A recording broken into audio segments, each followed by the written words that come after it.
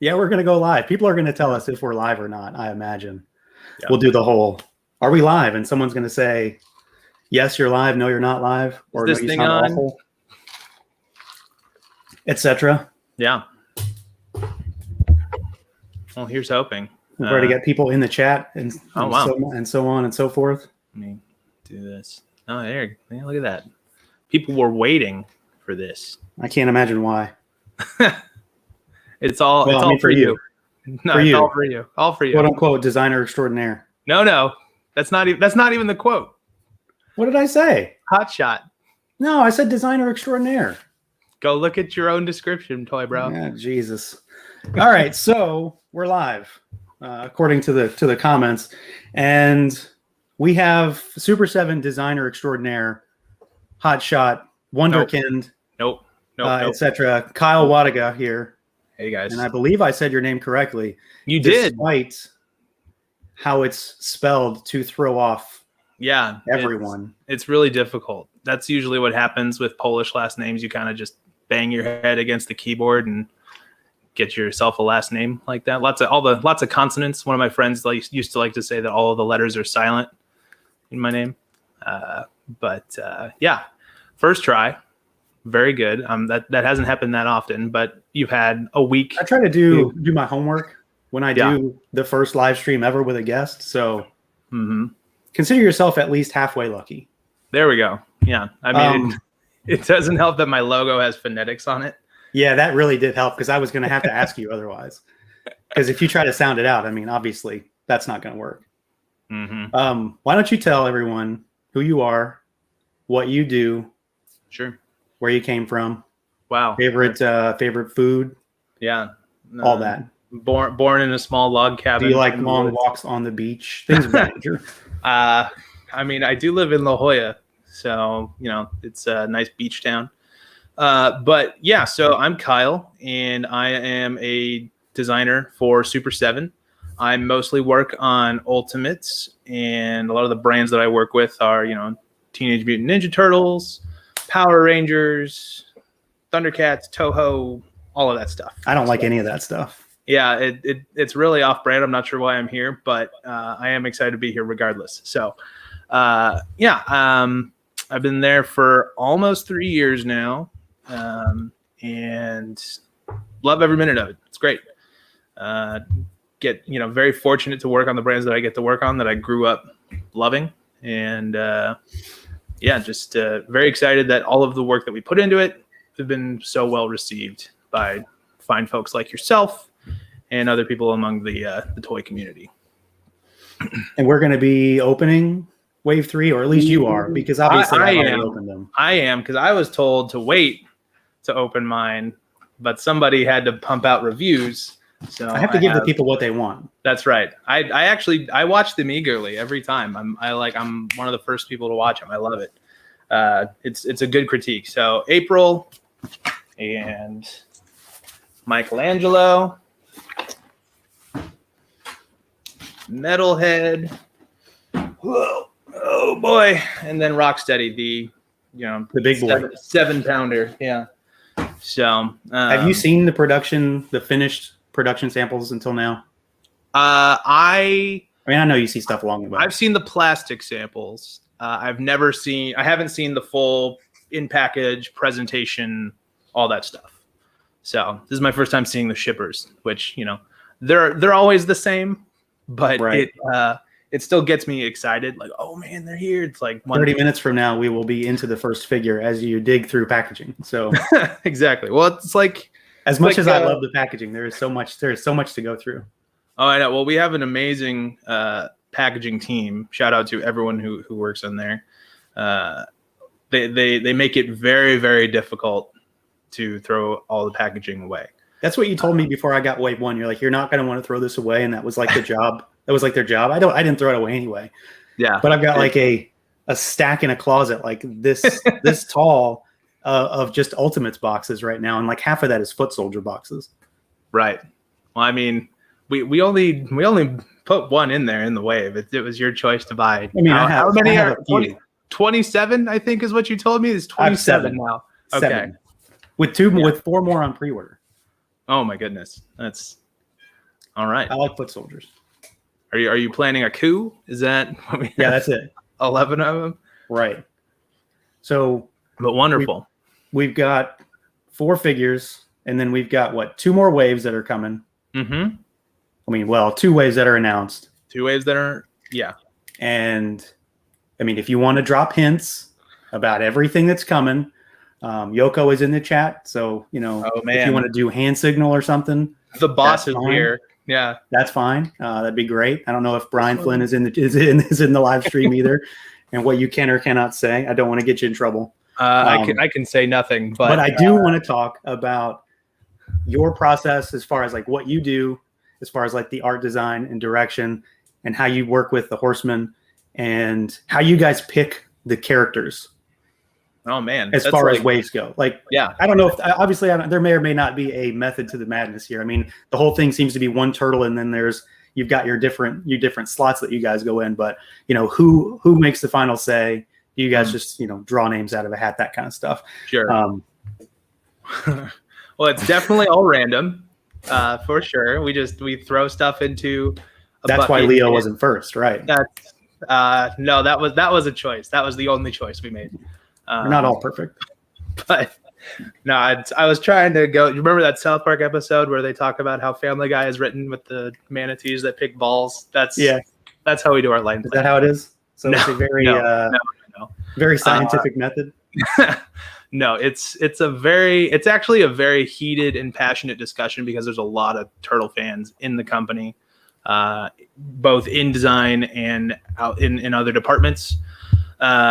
So usually they'll be, everyone kind of has their you've got a call out already. Oh, look at that. Get the exclusive van next year. Yikes. All I can say is no. I'll send my first payment now. All the bosses are here. Yeah, if you do want to pay for it ahead of time, Nigeria that out to you at Gmail. Yeah, right, exactly. Yeah, right. Make sure you include your social security number in that email as well. Kidding. No, I would love the van. Van would be rad. We will see what happens. Never say never, right? Where was I going with all of this? We're talking about character selection, right? Yeah. So basically, it's kind of not like a battle royale, but like everyone has the ones that they want, and then we all kind of come to a discussion. And I personally work with visuals best because I'm a designer, so I'll make up here's a page with the waves of what I think should go, and like here's the pictures of the figures to jog those memories and stuff. And some people come with lists, and then we talk and we pick the best characters that we think that will make the most compelling wave after that. So like Flynn has kind of answered before, it is like a real team effort, right? Yeah, those line plans. So but the good news is that we are planned through like 2024. So it's essentially just everybody like pitching their favorites nonstop, which kind of seems like what it would be anyway. Yeah, how do you factor into that? You were born like while Turtles was like that's true. Declining. That is true. I am a bit of a youngin, but my love for the brand is no less strong. While I recognize that I wasn't around for like that vintage Playmates line, I did grow up with the like 2003 kind of turtle cartoon or whatever, which a little closer to the Mirage stuff, a little edgier. Yeah. Which is how I remember it. But then like when I started working in toys, like I met other toy bros. There's only one you, but right. other guys who are in the community, and they talk about the turtle toys. And I was like, oh wow, I've never seen that before. And so like I found it, and I kind of consumed all of it, and then really like went deep on it. And I have the rad plastic books. I've watched all of the documentaries, studied the comics. Like, did you go back and watch the cartoon at all to get prepped? A little bit of the cartoon, since it doesn't necessarily factor in. It does, but it doesn't. It does and doesn't. For specific, I'll look through the cartoon for like specific characters. If this character's not he needs more stuff or whatever. Like perfect example is what we can talk about it right now. For Shout out to Wave Chris 3, for the super chat real quick. Thank you, Chris. Yes. Thank you, Chris. Helps support the channel. A perfect example of looking towards the cartoon is April from Wave 3. So Right. We talked about there's a little bit of, I don't want to say controversy, but just hubbub about her heads and stuff. And we were, That's what I call it. And it was people forget how outright atrocious that original vintage figure was of her. That's why I put it in the review, because it's I Yeah. mean, that's what it is. It's a wonky looking head sculpt. Yeah, exactly. She's like the most plain, non-weird character in that original wave. She's weird for different reasons because her head is such a mess. The weirdest thing about her is her gun camera, but it's I also love it. one of Are the you cool. kidding me? Yeah, I love it. It's great. This? Yeah, I had it ready. so good. Do you have them just like out here on the? They're just laying around. Yeah. Yeah, I'm Okay. covered in toys right now. Yeah, you know what? I actually cleaned up for you. No one can see my floor right now, but I did clean up. It's Yeah, I mean, I've got it right here. The headset head is a direct nod kind of to the cartoon, because whenever she does her live report, she has like that. Right, she always had the headset with the microphone on. Yeah. Exactly. So, and like I think Wave 5 Krang, one of our other designers was like, hey, what if we gave him the tripod from the show? I'm like, oh yeah, that's a great idea. Yeah, because he doesn't have that in the vintage figure either. So Exactly. So we don't, it's not like the Bible by which we follow, but we do go to it if we need some additional support on the figures. But usually, like, all of those vintage figures are like so packed with details. It's like it becomes really it gets really easy to like pull stuff off of those figures and then just make them a separate accessory. Like the now, grenade, this like the was actually grenade. gonna be a question. stuff. Now, when you are trying to like design a figure, Mm-hmm. what do you do when you need to see that vintage figure? Because obviously you don't have a full Turtles collection. I mean, No, Sure. I do not. Yeah. But I have, and I have some of them Right. from, bargain bins and whatnot, just for like those base sculpts or whatever. There are resources online. We also do have like a few kind of super fans in our Rolodex who we know have every single thing that we can call and be like, hey, can you send images of, Samurai Leo's war banner or whatever. Gotcha. Okay.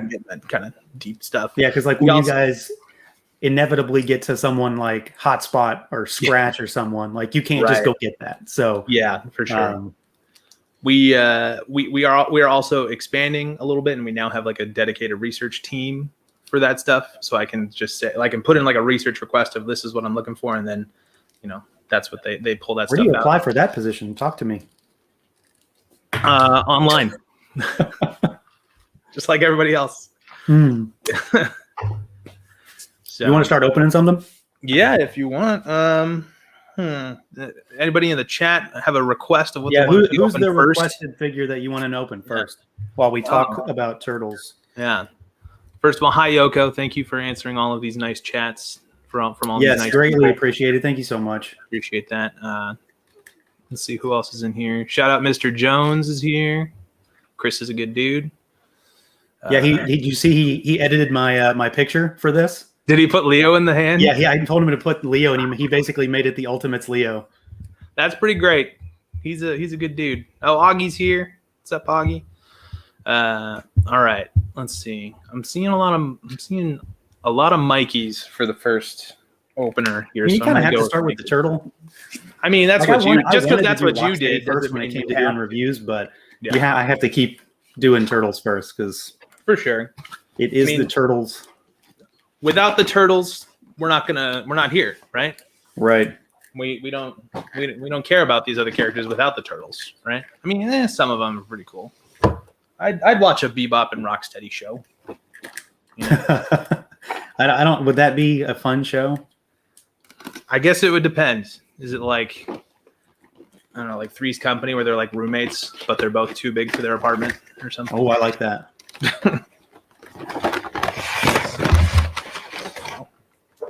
You tell I've done this before. There we go. Here's your Mikey. Here's a question, and everybody in the chat should answer this too. Do you display your Ultimates turtles with the toy head or the update head? Which one do you display? Jared, I'll let you answer first. Well, I have one of each for the turtles. That's the correct now. answer. Well, not Mikey, but I'll get another one later.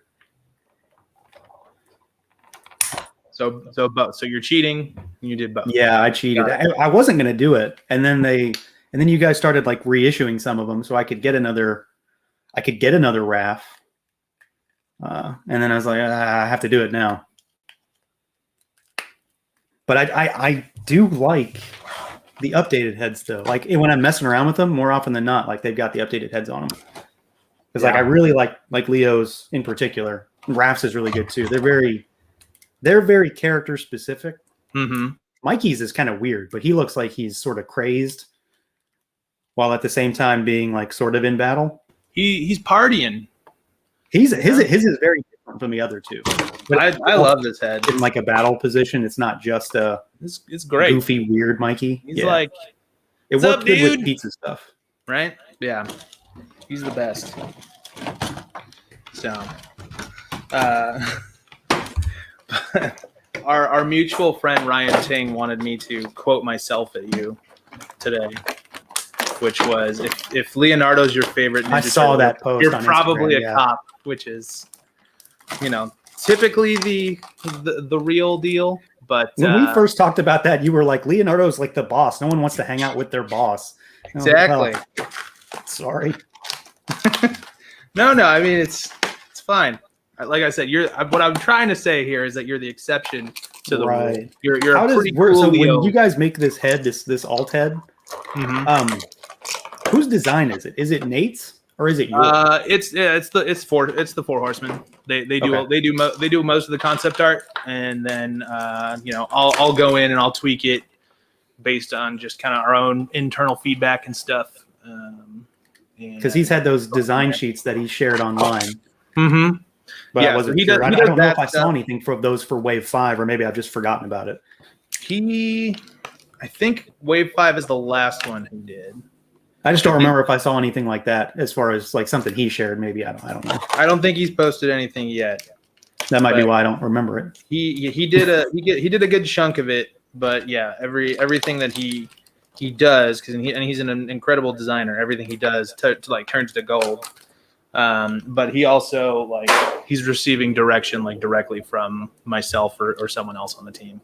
Right. So you give him an idea and then he'll run with it we usually lay down the artwork. Yeah, we usually start to be pretty slavish to the vintage figure, and then we kind of expand from there. Because the whole idea with this wave this line is taking those vintage figures and just bringing them into the modern era. So kind of think about what we can bring to those figures that haven't been done before, or something that we always wanted on those vintage figures that they never came with.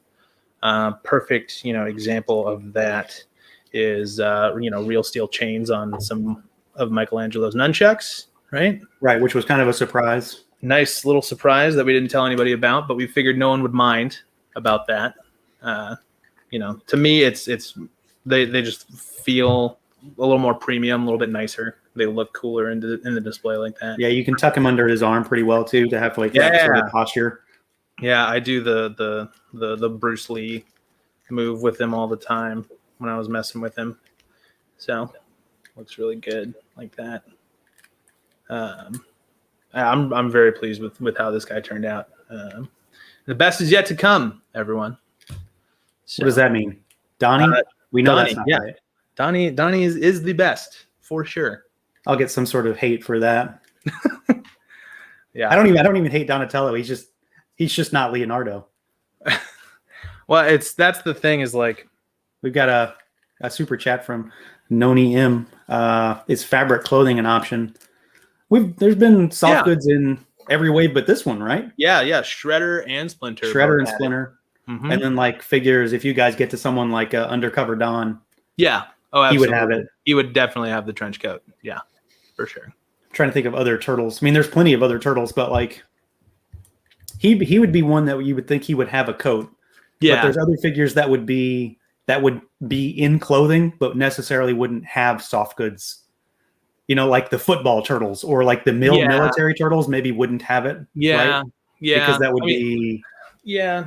And it's Donnie's is just a coat. It's something you could take off rather than them being like in a full. Yeah. That's like getting on Mezco territory almost there. Yeah. And that's not who we are, you know, and that's we've had that discussion before. It's like, oh, do we do like a real jumpsuit for April? And it was like, no, that doesn't. Yeah. I mean, that would have. feel. Obviously that would have changed things entirely.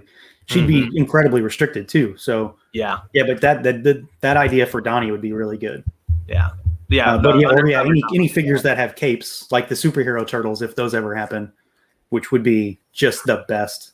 Because those are some of the best, like goofy variants where they all had the little buddies too. Mm-hmm. Any figure that has a little buddy is already a top tier figure. That's just the way it goes. Yeah, it's 2 for 1, right? Right. So that's why I'm really, really excited for Muckman in Wave 4. I've had him in hand, and he's, you know, huge. He's like this big. Is he as big as Bebop and Rocksteady? Yeah, he's at least at that big. Does he have a slime hole in his head? He does have a slime hole in his head. So sweet.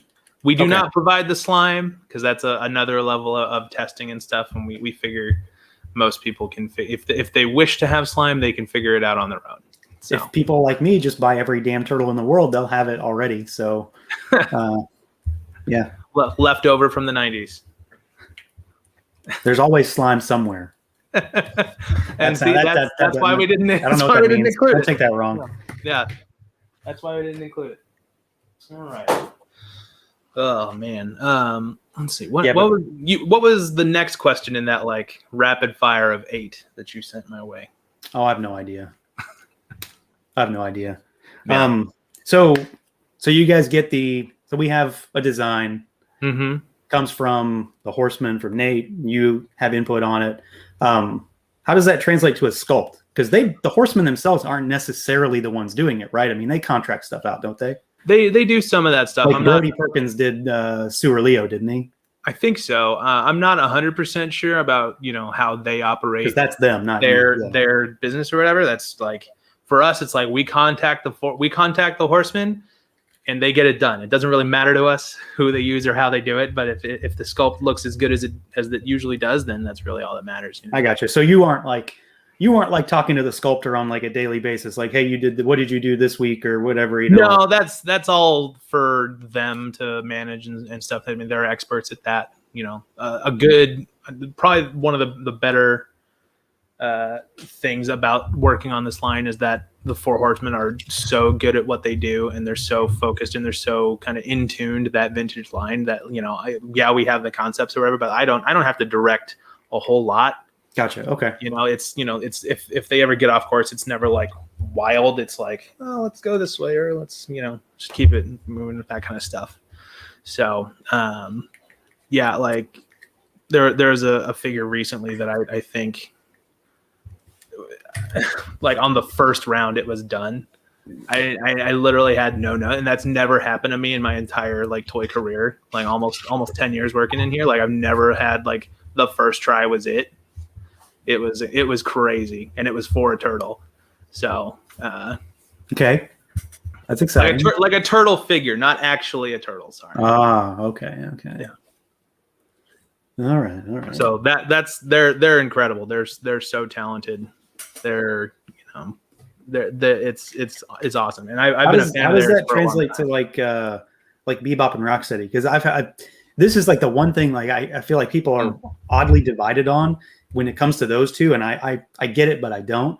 Is who decided to make them so big? Because they aren't that big. Obviously, the entire line is basically the exact same size, but I viewed it as, well, why wouldn't they be that big? Yeah. Which is awesome for me. I really liked it, but like, I have a number of comments, honestly, like all over the place. Like, I wish they weren't that big, or I wish they were an inch smaller. So like, well, whose decision is that? Who gets the final say on that? Because I remember like Brian in particular, like kind of being like, yeah, they should be this big. Like think about it for a second. It's a mutant rhino. I mean, yeah, exactly. It's a guy who's 6 feet tall, right? Like standard, right? And then you add, mutant rhino DNA on top of it, like a massive, mammal. Like, of course he's going to be huge.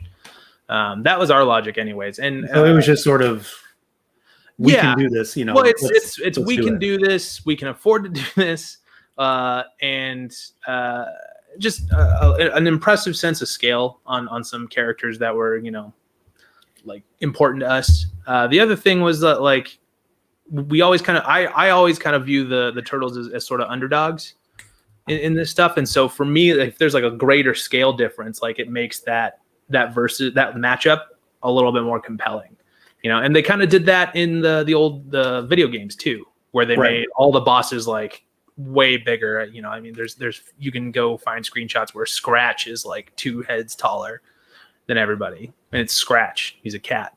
So it's sort of, there's a little bit of personal preference in there, and it was, how do we there's obviously so much turtle product out there, like, how do we differentiate ourselves in a crowded marketplace? And that was one of the many points of difference we decided to lean into. I mean, I really liked it, and not just, I mean, because like when I thought about it, I'm like, well, yeah, this makes perfect sense. And then when I got Bebop in hand, I was like, well, yeah, this is the best thing ever, because he's absolutely ridiculously large. And it was like one of those things where you put him next to a turtle, and it's like, holy crap, Bebop is actually a threat to these guys. Oh, yeah. He's not just some pig that's, this big on your shelf. But I mean, it was kind of odd. It takes me aback a few times when I see people saying they prefer them not to be big, and I understand their reasoning in some ways, but I get it. But I think that's just everyone has a different personal kind of reference point, right? Those guys who are like, oh, they shouldn't be that big, are probably looking towards the cartoon or maybe the comics. But I guess anybody. There was a super chat that I missed. Oh yeah, here, read the super chat while I. It was they corrected their question. Here's their corrected question. So they asked about Varner Studios, if what they're working on with Super7. Do you guys work with them at all, or have any communication with them? Because those are the folks that did the original sculpts for Turtles. Oh, I'm aware of who they are. I'm sure you are. We definitely have talked to them before. I can't necessarily speak to what that is. Sure, yeah. Because they have obviously a ton, if not the majority of those original wax sculpts and prototypes still, because they post them on Instagram all the time. And I'd never thought to ask you if you guys would reach out for like reference material for them when you guys do this kind of stuff. I can't super disclose the nature of our relationship, but we have been talking to them. I actually used them at my last job. I used to work at a little place called Cryptozoic Entertainment. Yeah. And they did some Harley Quinn sculpts for me back in the day. They did like a hula girl Harley Quinn with like a bobble in the hips or whatever, and a Harley Quinn bottle opener for me back then too. So I've known those guys for a while as well. Cool. But back to your Bebop Rocksteady kind of thing. Like for me, like this size difference is just so cool.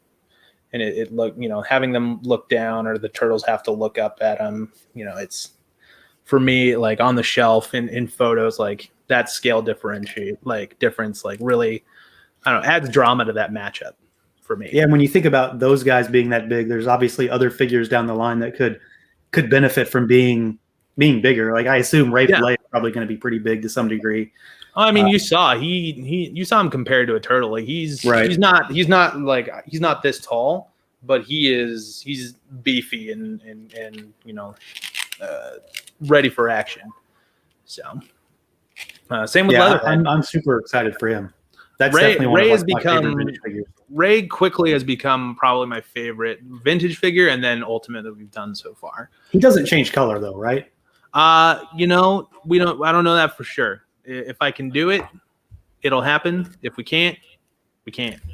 So, I mean, I don't want to speak for everybody, but I would do it one time and probably never again. So it's like one of those things for me. Right. It's cool, but how often are you going to have them around like hot water or something? I mean, that's true, but we sort of said the same thing about Mutagen Man and his water sealing. But then, hey, I tried it. I know. Then you and Pixel Dan both did it. I tried it, and it took me like 2 hours to get him to dry out. I had to like set him in front of a heater because it was Christmas time roughly when I got Wave 2, Right. and we had like a heater in one of our rooms, and I just like set in front of there, and he was all foggy, and it took forever to get him to dry out. I'm like, I did it right before I started filming that review, and I was like, oh, this is a mistake. Oh no, this is a big mistake because I put him on the table, and then he started leaking, and I had to reset everything. Because you guys said not to do it because it wouldn't work, but I obviously had to try. Yeah, it almost became like a point in the office, like, do we really have to say don't do this? It's like the vintage figure did it, so yeah, we kind of do. The vintage figure did it. It didn't even do it that you guys well. Did it anyways. anyway. It leaked over time too. Yeah, but yeah, I mean, I had to try. There was like little wet spots inside him, like little fog spots all over him for a while. Well, I mean, if you think about it, if you get mold inside of your mutagen man, isn't that just make him grosser and it makes him grosser? That's right. More. I never did put the trash inside of him though. You'd never get it out. I put a couple pieces in, and then it took me like an hour to get it out. Like just randomly, like I'll try again and shake him, and it came out eventually. But I didn't put it in there. I'm waiting for the day where someone like takes a hammer to it, like an old piggy bank, to like get their trash out of their mutagen man. Yeah, here's another question. I'm sure we probably know the answer. Why wasn't Metalhead bigger? And he was only bigger in the cartoon, so I assume that maybe why you guys did that. Yeah, I mean, he's only bigger in the cartoon. We kept him that same sort of scale just because I think there was a story from an in-house guy who was like, I used to think that they were like brothers, and they were all the same height in the toy line, and so Metalhead was the fifth turtle for me, and so that was kind of like a story and like kind of that play pattern from that vintage line that we had experience with that made us feel like, oh yeah, like same size should be cool, Oh, this is a good one. Are you guys able to do the Toon Shredder variant from the toy line, or is that too close to NECA? I mean, we can do whatever. They're already kind of doing vintage line stuff, so we can do whatever we want. We love NECA. I buy NECA stuff all the time. I have NECA figures on my desk here right now with me. But the ones that I can get. Yikes. Yeah, I mean it's not, there's not like a rule or whatever that we can't do Toon, we can't do whatever. Like I said, we pull from the cartoon all the time for reference. Right. So it's you never know. If we felt like it was a compelling variant to do, then sure. It's a weird variant. It's a weird one, but I mean, I feel like a lot of people would argue that there's none weirder than our Shredder with his like eyebrow. Yeah, I love it. Well, that was that nostalgia hit we were trying to give everybody. Who's next? Who are you doing next? I got Metalhead because I actually haven't seen how the metallic looks, because we did a few different samplings of it. It's pretty close. Yeah, it's pretty close to this guy. The vintage. Oh yeah, it is pretty close to that. Yeah. This is my like barometer for metallic. Super7 metallics. Yeah, is this guy, because I mean he's 100% gold. That also might be mine, so that's a good one for you to have. It's also like one of my all-time favorite figures. So it's a great figure. That was one of the first quote unquote ultimates, I guess, but they're Motu classics that I got to work on. And it was like the last wave, because I came in like that long ago. Right. It was cool to like see. Well, you worked on Snake Mountain too, right? I did work on Snake Mountain. Yeah. It was the same trip where I got to, see Snake Mountain and that guy and that God Skeletor on the line, which is pretty cool. So it was a very Motu heavy factory visit. Back when we had Motu. The good old days. That's right. I am super happy that this works though. The light piping, that's a lot of fun. Yeah, like the like that shredder eyebrow thing. It's really important for that, that like vintage figure like function. So yeah, I love doing that thing too. It's so cool. If you get it, like I'm probably gonna put this guy. I have a desk lamp here right now. I have a burning Godzilla underneath the desk lamp, so he like glows. Mm-hmm. But I think I'm going to put this guy under there because the desk lamp will be right there, so his eyes will just be glowing at me all the time. Does it work better with the laser pointer? Does it fill up the whole plastic, or is it? It kind of does. I mean, it's also because it's red light too, so Sure. It does help. But like, yeah, I mean, but you're putting it that close. Like, can you light it up from far away? Yeah, that's pretty good. It's pretty good. I mean, the further away you get, the more imprecise it gets, but it works. Sure. And especially in the dark. I mean, the whole thing like lights up because it's translucent. But right. I mean, that's probably the head I'll always use. I kind of wish the other head had a different expression on it, but I understand the idea behind a translucent and a non-translucent. Sure. This guy is rad.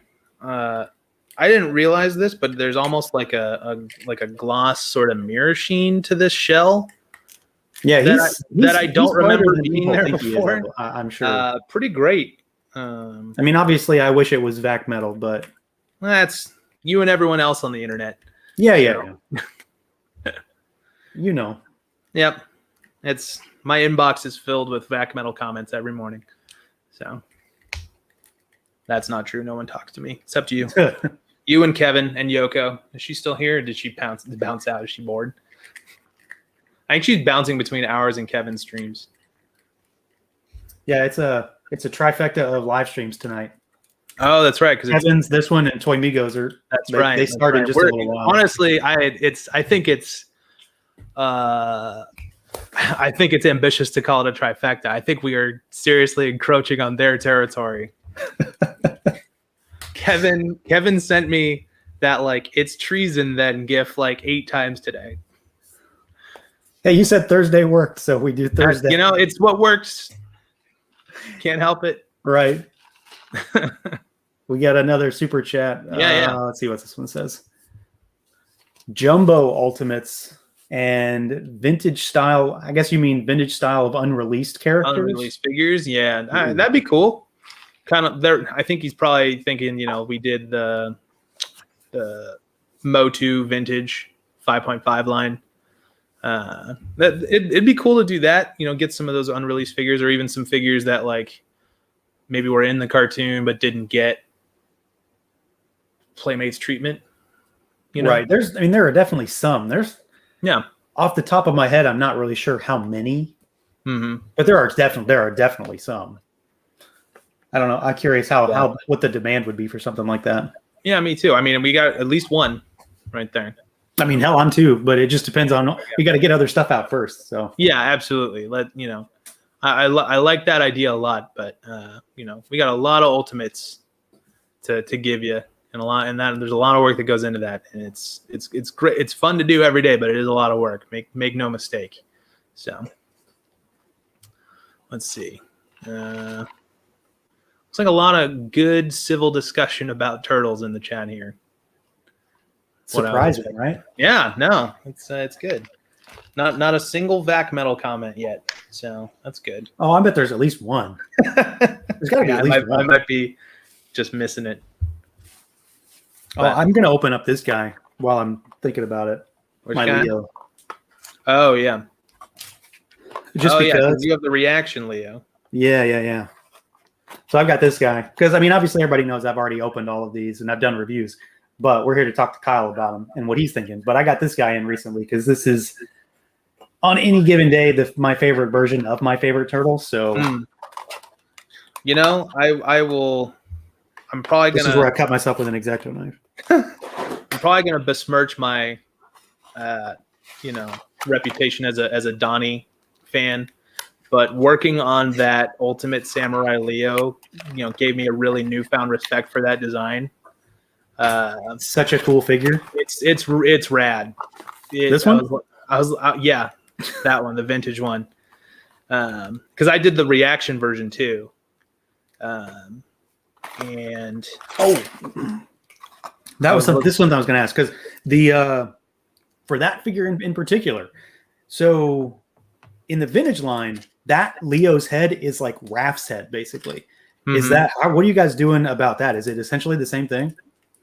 No, I mean we'll start over, right? Right. We won't like reuse stuff. I think actually for that we used the Leo head from the toy version, the toy head in Wave 2 Leo, and then put the helmet on him. So while we did recognize, yes, that is technically Raph or whatever, but like I don't know, like part of the line is that we're correcting. Sure. Yeah, because that was improving it stuff that they did there. Yeah, exactly. So that was a conscious decision. Like, no, let's make it Leo. Let's make it, let's make it right.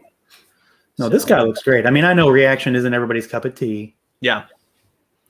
And Turtles is obviously a unique thing for Reaction because it wasn't that style. But this guy looks awesome. Yeah.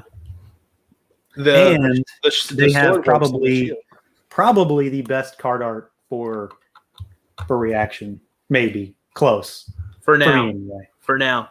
Turbo Pork's Turbo Pork is great. His art is so good. I love it. It's amazing. He's super talented. We got super lucky. Yeah, he posts stuff all the time, and all I want to do is be like, hey, can I just buy this stuff? And then like I just can't afford that. Yeah. I can't afford to buy tons of unique art. Yeah. I buy too many toys. Right. It's like there's let me do this one. So Noni asked, Playmates did comic style figures. Would that ever be something that you guys would do? Yeah, maybe. I suppose it all comes down to if the demand is there and how far you guys have gotten with the line to begin with, right? Yeah, if the demand's there, how compelling do we think we can make like a comic book line? But we've already done some comic book stuff. It's not in Ultimates, but there's Mirage versions of the Turtles for Reaction that are coming out later this year. Oh, I forgot about those. Yeah.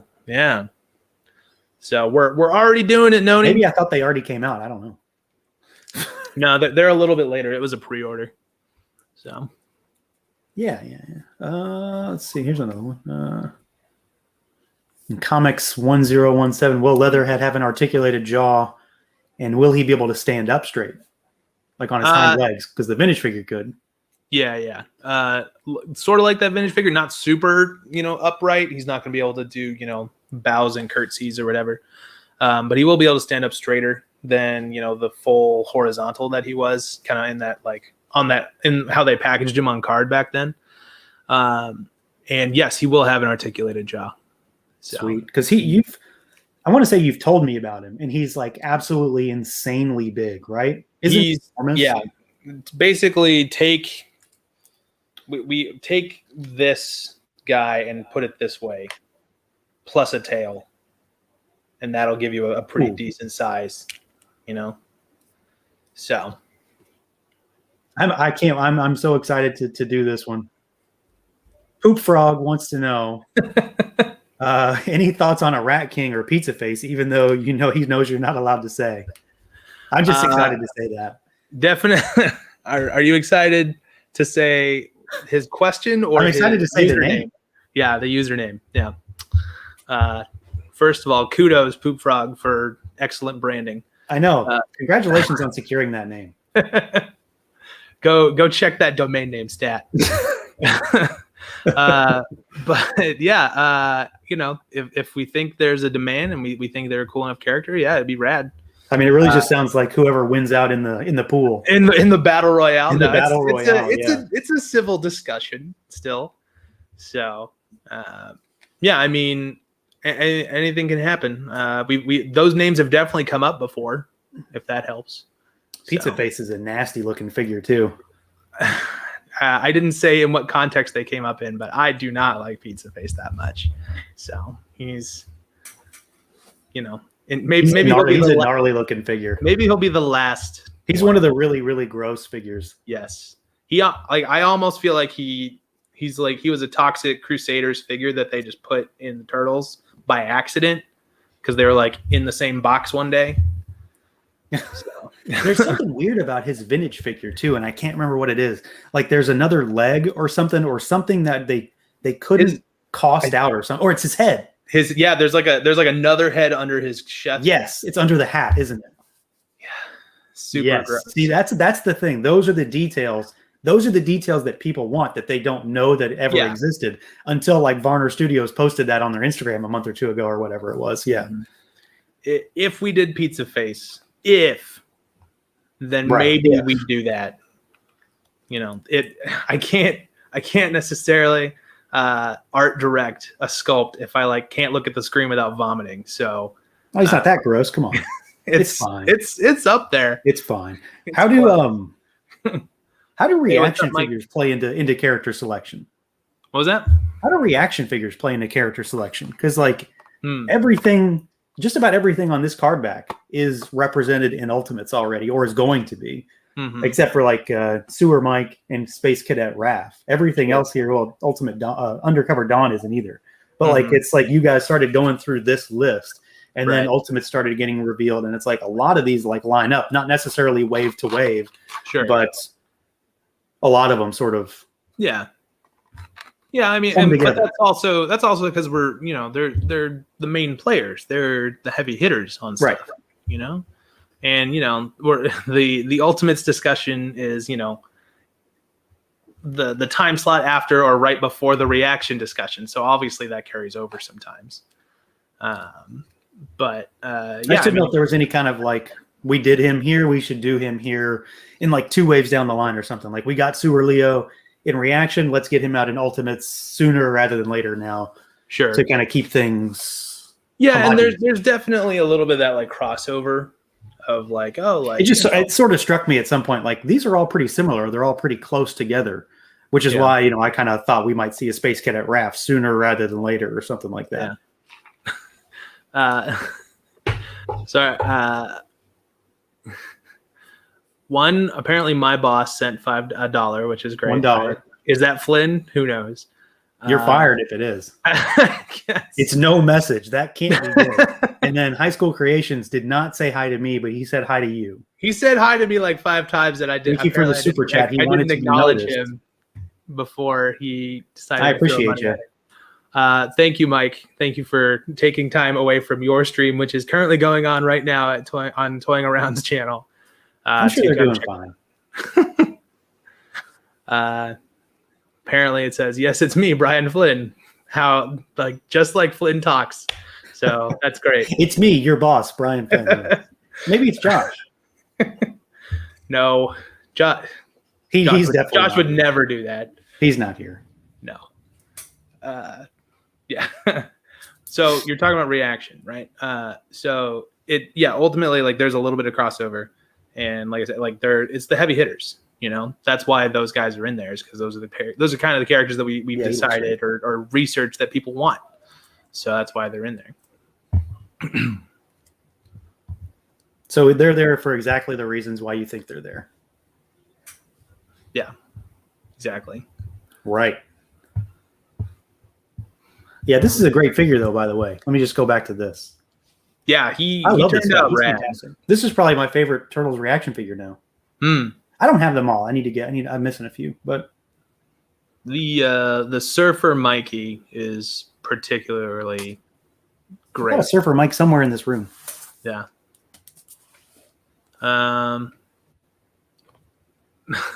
There's a I am Spartacus, I am Brian Flynn going on in the chat, which is great. However, let me highlight Nathaniel Brost asked me what's my favorite characters that haven't been done yet, which is a great question. That's a great question. I really like Wingnut and Screw Loose. Thank you. That's a +1. Sergeant Bananas is a great one that I really like. And Is that just because Johnny works with you guys? I was going to say, if you know anything about our staff, you might understand why there's a compelling reason that I like Sergeant Bananas. And so Wingnut and Screw Loose, Sergeant Bananas, and I kind of like Chrome Dome, just because, you know, it's another nice back metal figure. I'm very, very tempted to grab that. I'm very, very tempted to grab that NECA one. So he's a big robot samurai. Like, what's not to I bought like? one from China. It's on the way already. Oh yeah, I'm impatient. the rich get richer. Something like that. Not me. Not me. I'm the poor getting poorer because I spent like extra money to get an early figure. Yeah. No, I might have to do that. but we'll see. I haven't really jumped in on any NECA Turtle stuff except for the movie figures yet. So also, if anyone has an extra accessory pack for a decent price, I'm in the market. They do not. I can tell you right now, they don't. I know, but you gotta shoot your shot, right? You miss 100% of the shots you don't take. Michael Scott, That's true, Wayne yes. Gretzky. So,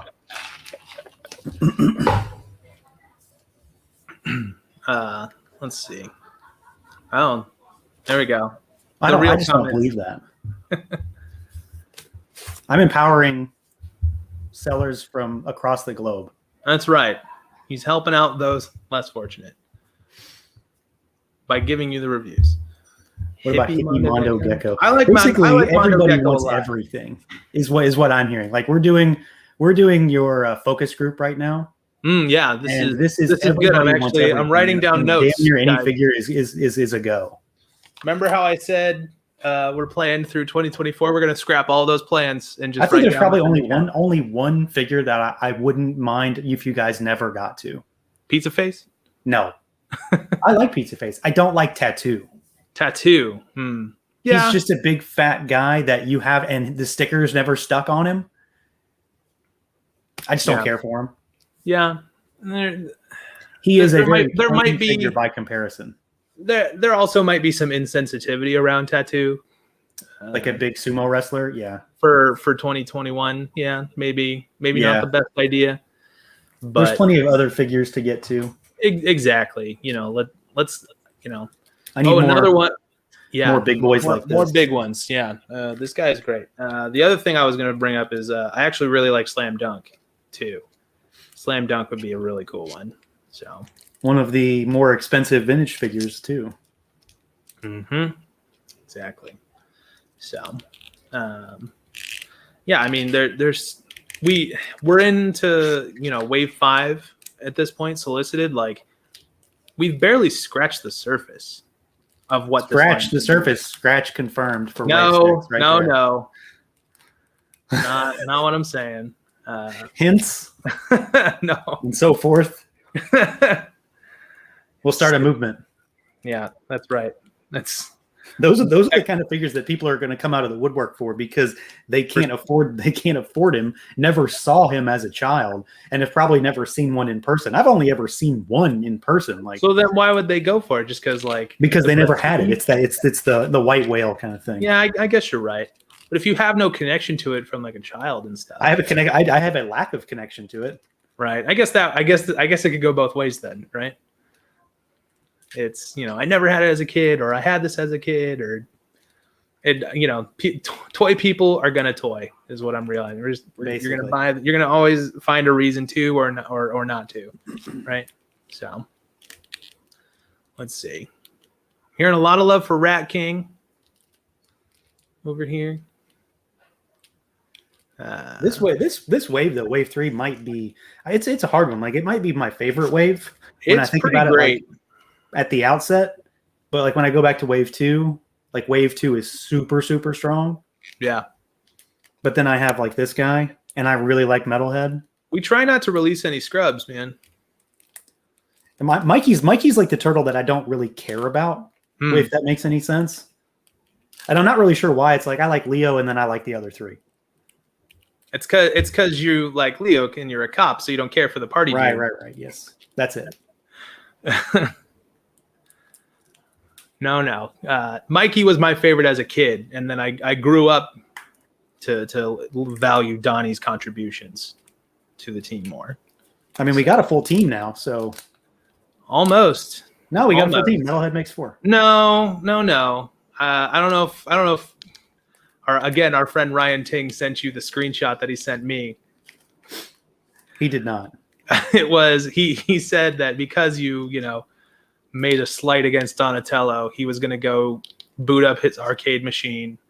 And he did send me a link to that on Twitter. Yeah. Okay, yeah, exactly. He was going to go beat up Metalhead as Donatello. Which I said it'll have no meaning coming from me. It should come from you. Yeah. But then I also realized that if it wanted to have any meaning, it should have been Donatello beating up Leonardo. So no. But that wouldn't happen anyway. Donnie has a stick, and Leo has 2 swords. Yeah, that's true, but they never fight because it would be an uneven match. It wouldn't be fair to Leo. Like they only have him fight Raph because Raph's the only one he can take. Oh my god. Okay. All right, we have another super chat. And I know you don't work on Silverhawks at all, right? Period, right? I work on them adjacently, just like the lead designer on Silverhawks works on Turtles adjacent. Okay. So I don't know if you guys can answer this at all, but Monstar, is that testing the waters for larger figures in any way? I.e., yeah, you can't say. Yeah. Who knows? I shudder to think of the size and cost of an android Krang. Yeah, I mean, it would be massive, right? I mean, the vintage one is about the size of what Monstar is going to be. Yeah, I think the vintage one is like 10 or 11 inches tall. It's almost like a super cyborg size, if you're familiar with our other lines and stuff. So pretty. Yeah, there you go. Is the Megatron the only one that you have? I've got Optimus. Nice. And I've got the Cobra Bat. No Megazord? Not yet. I've got one sitting in my big bad toy store pile of loot right now. There we go. Full color or the clear one? It's a full color one. Good. I kind of want that red one though. It's pretty great. And I'm not just tooting my own horn because I designed all 3 of them. So I mean, it kind of sounds like you are. Nah, it's objectively. It's okay. Toot away. It's fine. No. I would. See. Yeah, actually, look at all these suggestions for line plans. This is great. Thanks, guys. You're doing my job for me. People are very passionate about turtles. Yeah, absolutely. What's not to like? What other line? Tell these folks what other lines you work on too. You work on Thundercats. Right? I worked on Thundercats for a little bit. Yeah. You work on Rangers. Where I'm lead on Rangers. Rangers is your baby. Rangers is my baby, and heavy metal stuff is my baby. So like King Diamond and Ghost. King Diamond's coming soon, right? Yes. King Diamond and Ghost are both coming soon. So I'm very excited about this. I'm so excited. It's rad. I'm like Ghost is more or less the reason I took a job at Super7. Yeah, I remember hearing your discussion with Kevin. Yeah. About in one of his live streams, the one with one where you and Yoko discussed your interview process or something. Yeah, very different because Yoko just kind of like, hey, you want a job? Sure, great. Just kind of walked in like, hey, she walked in like she owned the place. So yeah, but then I interviewed at DesignerCon. So in 2018. Which was way back when. Back. Yeah. And I was wearing a Ghost T-shirt and stuff. I'll do the broad strokes version. I was wearing a Ghost T-shirt and I was showing them my portfolio, Josh and Flynn, and they're like, "Oh, what do you like to work on?" I was like, "Oh, I'd love to work on heavy metal and this kind of stuff." And "Oh, well, we got Motorhead and this coming." And I was like, "What you guys should be doing is Ghost." And they looked at each other like, we are. I was like, show me. And they sent me a picture of what the figure was going to look like. And I was like, where do I sign up? This is, everything I want. So really, really excited, very exciting at the time because there was no Ghost figures, period, at that time. Yeah, now you guys do tons and tons of stuff now. I mean, it's... That may or may not be my fault. So I know. I see it as a good thing. I mean, obviously Brian is huge into punk, so yeah, he obviously has, it's very obvious. He has his pet projects. Yeah. Like the Descendants that were just recently revealed. That's obviously him. Stuff like that. We got another super chat. Oh yeah. From your boss again, who may or may not be Brian Flynn. We've not decided yet. And I don't remember what was shown to be able to even begin to put my 2 cents on this. Why no default Mondo head? Well, Flynn, since it's you should know this answer already. But because at the time we thought we were making the correct, we thought we were making the correct figure, and then what I can say is that we may have corrected since then. So you'll just have to wait and see till Wave 4 ships a little bit later this year. Oh, that is Wave 4. Yep. I get them mixed up. So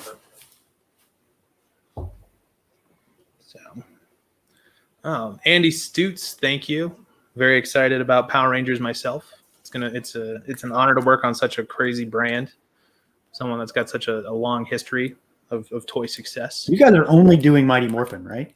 That's the plan for now, yeah. For now? I mean, there's not a ton of stuff to do. Exactly. And that's the thing that people like when people are like, oh, only Mighty Morphin. It's like, do you realize how much there is to pull from Mighty Morphin? There's 3 seasons with a unique monster every episode. And monsters are what I'm most excited about. Because with the Lightning Collection, well, I mean, I say that, and like the Lightning Collection, the monsters are huge. And people were upset about that too, and for reasons I will never understand. I mean, they're not necessarily to scale with that line, but sure. I mean, for the same reason that Bebop and Rocksteady are huge in this line, I really like those monsters being big too. So I'm really, really curious to see what you guys do. Yeah, I mean, like a big Goldar to go up against that big T-Rex in particular. That was the main thing, is that we wanted to have the monsters and the Zords be in scale. If the Rangers are a little bit smaller, again, that kind of plays into the underdog kind of mentality we have in our Ultimates, right? Look at them. But the Zords and the monsters need to be in scale, because that's never really been done before properly. So, in any scale, really. And they're not combining Zords, obviously. They're just just figures. Big, chunky, blocky robots, right? Yeah, exactly. If you have our Voltron figure, then, or even the Metalhead, that'll give you a good expectation of what to expect. I'm really curious to see how you guys are going to do like the Mastodon and the Saber-tooth Tiger, stuff like that, if you guys ever get around to doing those. You and me both, because those will be different beasts altogether. No pun intended. Yeah, for sure. Guardian beasts, right? Guardian beasts, exactly. Yeah. It's like you did that on purpose. I didn't really need to. But yeah, no, I'd be excited to do it too. Like, that's why we started with the Tyrannosaurus Dinozord, because there's been other versions of him, but they always transform, or they always have to sacrifice some sort of aesthetic to make it so he can transform into the Megazord. But we never saw one that was like suit accurate to the dude in the cardboard cutout suit that they use on the show. So that was like, we wanted to lead with that. It's like a big statement piece. It's, they're doing Zords, and it's not just straight out the Megazord. It's like, it's the T-Rex. Like, okay, like we're trying to send a message of like, you're going to get a lot of Zords, and you're going to get a lot of good ones that you have wanted in the past, but never got. So I know you don't want to hear this again, but I want Cyclopsis. I haven't heard that in about that's not what this video is about. But how long have we been streaming? I haven't heard it in about an hour. So yeah, I have to say it to you again. So food for thought or whatever. I can neither confirm nor deny if he came up in a discussion this very day. So you can at least confirm that he's a cool design. He's a rad design. I agree. It's such a cool thing. It's like one of my favorite parts of the show. He's like the Gundam of Mighty Morphin. Exactly. There we go. There we go. Yeah. Let's see. Here's a good question that has nothing to do with Super 7, and it's just about toys. There we go. Tyrone is asking, what are your thoughts on the new Turtle Rangers figures? I love them. I'm down. I love them. I think they're great. I'm a little iffy on the turtle heads. Like, I think they look a little wacky to me. But just like I say, like every time I have a Power Ranger figure, I'm probably never going to display it unhelmeted. And I'm not going to display the turtles unhelmeted either, because I think they look great, like fully armored up. Yeah, they do. Trevor looks pretty good. He's got some paint inconsistencies on him that I'm curious about. But that's... He doesn't have the diamonds on his chest, and his Morpher's the wrong color. Or the big ones. But I think he looks good. The design is awesome. No, they got to leave something for the customizers to do, right? I need a wired cape though. Is it not wired? I don't think so.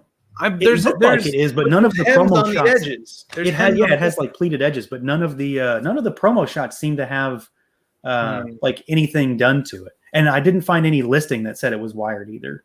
I'm hoping I'm wrong, but I don't. Hasbro's never done one. They have not. No, I don't think so. But yeah, I love them. I agree. I personally, for turtles, enjoy the aesthetic of no pupils. So, dude. I really like those turtle heads. I just out of personal taste will probably paint them white for myself. I think they look great.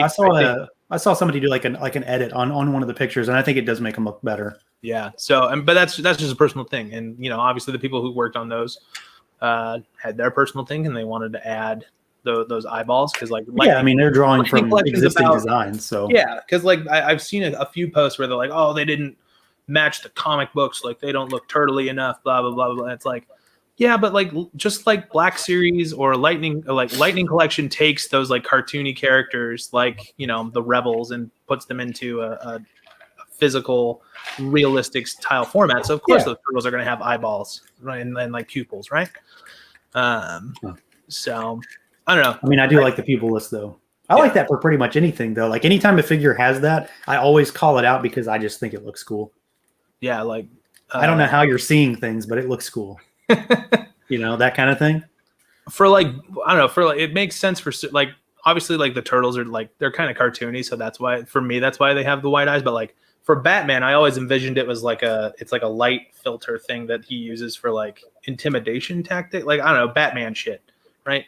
So yeah, he's got some Batman shit in there. Yeah. Yeah, exactly. And so like, that's why like in Dark Knight, when he uses the like echolocation goggles or whatever, and his eyes like get the like screens over him, I was like, oh my God, it's like the first and only time you'll ever see like the white eye Batman. So super exciting. There we go. That's the question of the night, I think.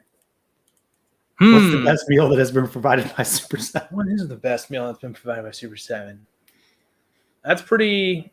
I guess I'll answer it in two ways. When's the last time you were able to get a meal provided with the current state of the world? Probably. I think the last one I got provided for me was in January of 2020. So it's been a while, but that's not even on the list. The best one that I got food-wise, it was after Comic-Con, and we went to this like brewery place, and they had these like crazy burgers. It was down here in San Diego. So that was really awesome. And it was like unlimited tap beers. So it was a party, which is fun. And then the best one sentimental wise is one day it was just like luck of the draw, like me, Josh, Flynn, and a couple other people. And it was early on in my time with Super7. Like we all were heading towards lunch around the same time. And Flynn was like, oh, let's go to this place here. It's like down in the Mission or whatever, when we were in the office in San Francisco. And we all walked, and because Flynn was there, we walked a little bit farther because it was like his favorite restaurant. And so we got to take like a 3-hour lunch and hang out with Flynn. And I hadn't really gotten like any one-on-one time with him at that time. So it was really cool to like talk to him and learn about him and company culture. And I mean, everyone here, I'm guessing, has seen an interview with Flynn. He's a fascinating dude. And whatever you're feeling, in terms of like charisma on the screen is tenfold when you meet him in person. So I've met him. Yeah, what I'm talking about. It was a good conversation. Yeah, took a picture with him. It was wonderful. He's great. So, are you going to go to Powercon this year? Yes. Okay. We might be meeting. Who knows? I thought you said you weren't going to be able to go. Not on the company's dime, but I will go myself. Yeah, I'm going. Wait, what weekend is it? Second weekend in September. I could definitely go to that. That's for sure. Yeah, I can go to that. I'm definitely going. It's a whole thing for me to go, but yeah, I'm going. Last time I went to PowerCon was the year that the Adamon and Keltis figures were the exclusives for Four Horsemen. Yikes. That's like 2016 or 17, I think. 17. Yeah, that sounds about right. I'm trying to think. I can't remember. I don't know. Off the top of my head, I don't know. And I bought both of them, and I gave my Atamon to my boss at the time, and then he gave it to his kid, who then like promptly destroyed it. Oh and I was so my! mad. And that's like a $200 figure now. I know. I still have the Keltis, so and one of these days I'll cash that in for my retirement fund or whatever, buy a house with it, but we'll see. It's also a great figure, and I don't plan on ever selling it. So yeah, that's a top tier Legions figure right there. Yeah, exactly. Any of the colored skeletons are like my top. Mm-hmm. I spent way too much on one of them. Yeah. The red one. Yeah, the red one, Clavian. I remember that review. So I didn't like doing it. That's the most I've ever spent on a Legion, and probably the last time I ever do it too. But it hasn't been picked for reissue, so right. What's the most you've ever? So beyond Legions, what's the most you ever spent on a figure? Any kind of figure, or just like any a singular kind of figure? We'll put it on camera here for both of our wives to refer to later. I mean, well, if we're talking, figure, we mean articulated figure. What? No, there's a $500 sail barge sitting across the room. That's its own thing. I guess that was toy something, anything. I mean, the sail barge is the most expensive. Yeah, and then but did you like back there cost $350? Yeah, but did you like bat an eye? What was what was the like? So for me, the most expensive is I think the Sentinel that isn't here yet for me. Oh, I bought 3 of those. So it's either that or my wife does not know that. A secondary market Black Mask Mezco I got. Ooh. So, which I think I've when it comes to like individual figures, that Clavian might be it. He was 2. Yeah. What was the most? I cringed the whole. I mean, I was so unhappy with myself for doing that. Yeah. What was the most painful one? Was that it? The most painful figure you've bought? Like, I'm gonna buy it, but I don't like it, but I need it. Yeah, that was it, because I really hate buying like a figure that's like 2 years old and paying out the ass for it. But I know that he is comparatively very rare, and he always loses in the like the All-Stars votes. He always loses because he's not as compelling of a figure as a lot of others. I don't think that's it. I think people want him. I think he's a skeleton. He's red. There's a lot of Red Skull customs that could come out of that. I think people want him. I think there's just a lot of figures that people want more. That's true. There's that. I'm wondering if there's not like a conspiracy mafioso type situation where they're like, when it comes to Legions, there's a lot of down camps of people. Yeah, keeping Clavius. There's a big down. dwarf camp of people, and I can't get behind those people. Well, like the skeletons are obviously the best. That's fine. But like, I wonder if there's like a Calavius mafia that keeps him off of those, so like his value keeps going up, so they can buy yachts or whatever. Right. Yeah. They're trying to artificially. You didn't get like an invitation when you bought yours to the mafia. Maybe it's in my spam from like a year and a half ago. Regardless, shout out to Four Horsemen. I love Mythic Legions. It's one of my favorite toy lines. And it's really, I've been such a fan of theirs. It was really cool. It's like, oh, now I get to like work with them daily on brands that I love and that they're like killer at, like, dream come true. So ooh, here's a good one. In that same vein, here's a good one. I don't know if I have an answer for this. What's the most expensive figure you regret buying? I don't have an answer for this. Like I've had this question asked to me before, and I really don't know what it is. I try not to buy anything I regret. Yeah. I mean, like, there's a couple Mezco figures that I like in hindsight, like I probably didn't need them. Yeah. Oh, I got it. I got one. Because you can see here I have some Hot Toys stuff, 1/6 scale stuff.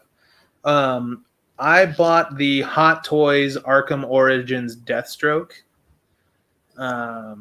which he looks really, really rad, but he's like really bulky and barely moves, and like he has this like wired bandana thing, because like Deathstroke has the long like tassel things at the end of his like hood or whatever. and the wire separated from mine like almost immediately.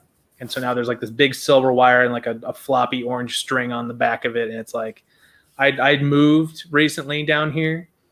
That like this isn't even like a fraction of the actual collection that I have. I'm still unpacking, if you can believe it. I believe it. But I haven't even opened that guy up yet. I've opened all of my other Hot Toys except for that guy because I think I'm gonna part with. That's probably a pretty good indicator that you're not that interested in it now. But I don't know that I have anything that like really sticks out like that. Yeah, because even then I don't regret it. It's just like, oh, it was a disappointment, you know? Yeah. Yeah, I mean, it would probably. I don't know that even saying the Mezco stuff that I get is like really it. I just some of them I don't. I've bought into the hype on them for sure. Sure. When I probably didn't need to. Yeah, but they're awesome. I'm pretty selective with my Mezcos. I usually only get the DC stuff. So, see, like I had never bought any of them until last year. And then I decided that I needed to jump on a deal for their Space Ghost that I found. Right. Which was really stupid expensive. And I got it for not too much over retail. And I basically sold something to cover the cost for it. And I was like, well, shit, this thing's awesome. Yeah. And then that was the end of that. So then I got a ass load of other stuff. And now I have like all the Rumble Society stuff, except for like a couple Gomez, which I'll never go back and spend $500 on a Gomez, but I have all the Krigs and stuff like that. I have almost all the DC stuff except for like I don't have some of the early DC stuff like Black Adam or Shazam or Green Arrow. I have Flash because I have to complete my Justice League because I'm a sucker. But some of those guys are getting up there now that I'm like, I don't know if I need to do that anymore. But anyways, here's a good Super 7 question. Yeah, there we go. Super 7. Let's get back on track here, guys. And I don't know that this is. I know I've asked you this before. What did I say back then? What did I say then? I think you said they do. That is correct. They do. I just knew that you asked me. I didn't say I remembered the answer. Yes. Yeah. That if they can't do that, then kind of what's the point? But 796 Studios in the house. What's up, man? Hey. Thanks, Mario. I like that both he and Mike jumped in here and during their own live streams where they are collecting their own revenue just to support. That's what a class act. Gotta share the love. That's right. So thank you, Mario. Speaking of love, this April, man, pretty proud of this one. I know that there's been some back and forth on, QC or whatnot, obviously we're only as good as some of the factories we work with here. But I think your review. I think she's better in hand than a lot of people will expect. Yeah, exactly. I think the bright studio lights in your review certainly don't help. And like I try to make sure this is not going to help this figure, but it's like it's either that or the video is going to look awful. So exactly. But she does look better in person. It's not nearly as crazy. I mean, she's fairly tame. I mean, but it's like one of those things where you're either going to like the aesthetic or not, but she does look like the vintage figure. Yeah. And I don't know. I do like this head too. This is probably my favorite. Yeah. I mean, I do like the microphone one though. This one I think turned out to be the best looking one. I recognize that it was, I was the one who said, let's add this headset thing in here. So again, might be tooting my own horn here, but to me, this is the one that's cool. Cause like it works with the tripod. It works with the press badge. Like it looks a lot better than the prototype did. So yeah. And that was really the goal. Yeah, because it just didn't look like the vintage figure, really. Yeah. So, something that I did notice that you didn't necessarily call out in the review. If you look at, it's kind of hard to tell, but there is like, unlike the folds, like in her shoulders here and in the small of her back, there is a slightly darker yellow spray on top of that to kind of add. I called this out. You didn't listen. Oh, all right. Yeah, there's shading on her shoulders and her back. It's like kind of like an orangey yellow color. Yeah, for sure. You didn't bring out the press badge, I'm pretty sure. Yeah, I actually had it. I lost it and I couldn't find it and I forgot about it and I found it since then. All right. So, So you did forget something. Don't be corrected. I didn't forget it. I just didn't know where the hell it was. Yeah, and there's some like subtle sprays on her skin tone as well, a little bit in the face and in the chest a little bit as well, to really bring out a lot of that detail. So, she looks good next to the turtles. Like she scales well. I realize I appreciate the fact that she's taller than the turtles. It's important, right? They're supposed to be smaller than humans because they're baby turtles that become teenagers, right? So, right. Actually, this is a question I wanted to ask you because I rewatched Batman and versus the Teenage Mutant Ninja Turtles the other night because it's a great movie and it's super fun. But there's a line in there where Leonardo says how old he is, and I've never really thought about that. I don't know if you remember how old he is in the movie, but in your head, in your mind's eye of turtles, and people in the chat can answer this question too. How old are the turtles? How am I supposed to know that? I don't know. I always think of them like late teenagers, but sure. But what's that number for you? Like 16, 17. But really? that doesn't seem right to me either. Yeah. I don't know. Maybe because they are Teenage Mutant Ninja Turtles, though. Yeah, because maybe so they're 13 to 19. Yeah, I guess I had always hoped it was like they're fighting, they're doing all this stuff. But yeah, and I'm seeing in the thing here like a lot of people are getting it right. In the movie, he says, "I'm 16 and I just learned this" or whatever. Like I was like 16, like. And like I don't know. For me, I think of like the turtles always like as my age, but maybe that's because I like grew up with them, you know. You're a teenager, aren't you? Like 30? No. I'm in my early 30s now. It's way different. But just the saying out loud of like I'm 16. It's like, oh yeah, duh, they're Teenage Mutant Ninja Turtles. Like I never really think about the first word. You know, you always think about the last word. You always think about the last two. Yeah, Ninja Turtles, not teenagers. Not the age indicator part of it. Yeah. No, I don't know. It's not like it was just a little bit like, oh yeah, that's right. So something I never really think about that much.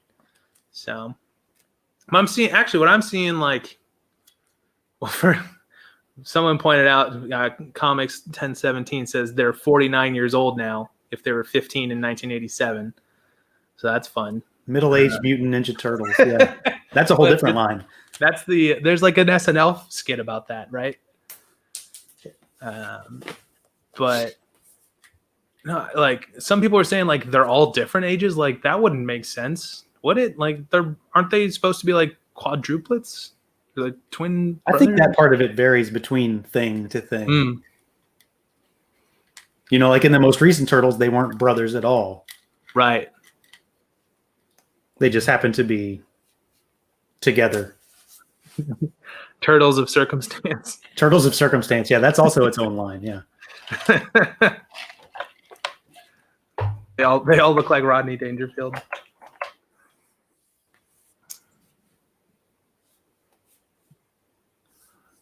Well, I'm glad that my question prompted such deep discussion here.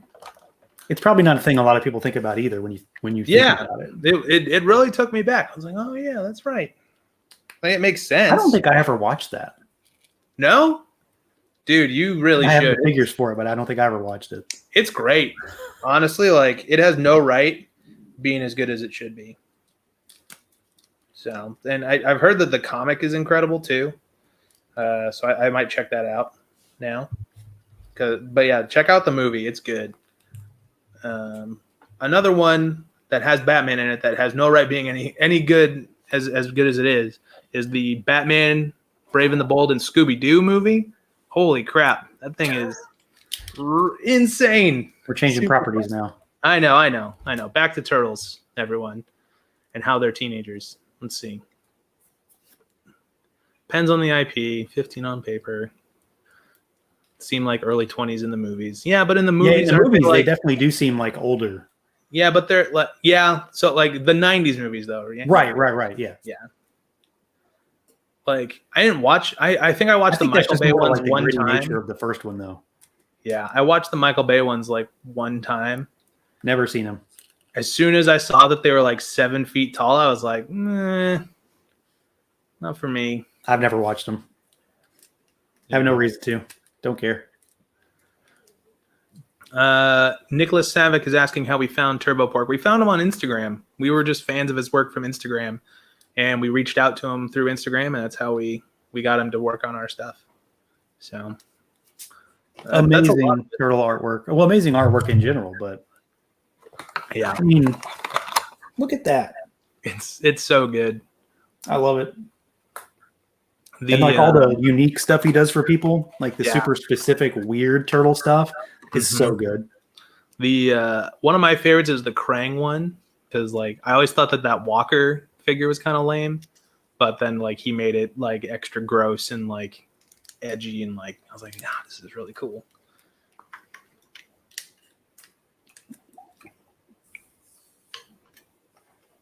Let's see what other kind of questions we got here, because I'm now officially open of all of my Wave 3 finally. So thank you for that opportunity. Who's your pick as your you just opened them? Who's the favorite? Favorite? Gonna make me pick one of my kids, huh? Yeah, do it. I really like this April a lot, but I'm gonna be unoriginal and give my VIP to Rocksteady. Yeah, I think I'm about there as well. It was just like this. It seems like the easy answer, but it does. But it's like, just because the answer is obvious doesn't mean it's incorrect, right? Right. So like, this him next to Bebop is like, there's such a shelf presence to it, It's that was the first thing I did. So I think anybody who pre-ordered it through us, through super7.com, probably got email updates about the test shots as we were getting factory updates and stuff on these guys. One of those images was Rocksteady next to Bebop, and that was I take all of those photos, so that was me like being like, this is what people want to see, like let's do this height comparison. And it was like getting like even unpainted Rocksteady next to Bebop, I was like, oh man, this is like this is something special here, It's a different beast. Yes. And like, I mean, in my review, I compared him to like the NECA one, and even that's like a huge figure. And this one towers over him. Yeah. So it's like, it's a bigger version of a figure that you've already got a big version of. It's crazy. Exactly. But of course, that one is scaled appropriately for its own line. And then you've even got this one that's, separate. Yeah. I mean, yeah, it's just like, it'll be really exciting when you start getting some of those other larger figures like Muckman and Ray Fillet next to these guys in here too. And you just have like, like in the high school picture, all the tall kids stand in the back, all the ones on the front. That's what I'm excited for. There's a lot of nice scale difference among all these guys. Oh, and Leatherhead too. Again, like, picture this. That's about how big Leatherhead's going to be, right? Does that include the tail? I think the tail makes him a little bit longer. A little bit. It's been a minute since I had him in my hand though, so you'll notice that my background is different than when I shot that turtle video. So it's that was years ago at this point in my brain, right? In Corona time, right? Let's see. You got any other? I mean, I don't know. This is not a question I don't think you can answer, but I know people want to know. Thundercats, they are on the way, right?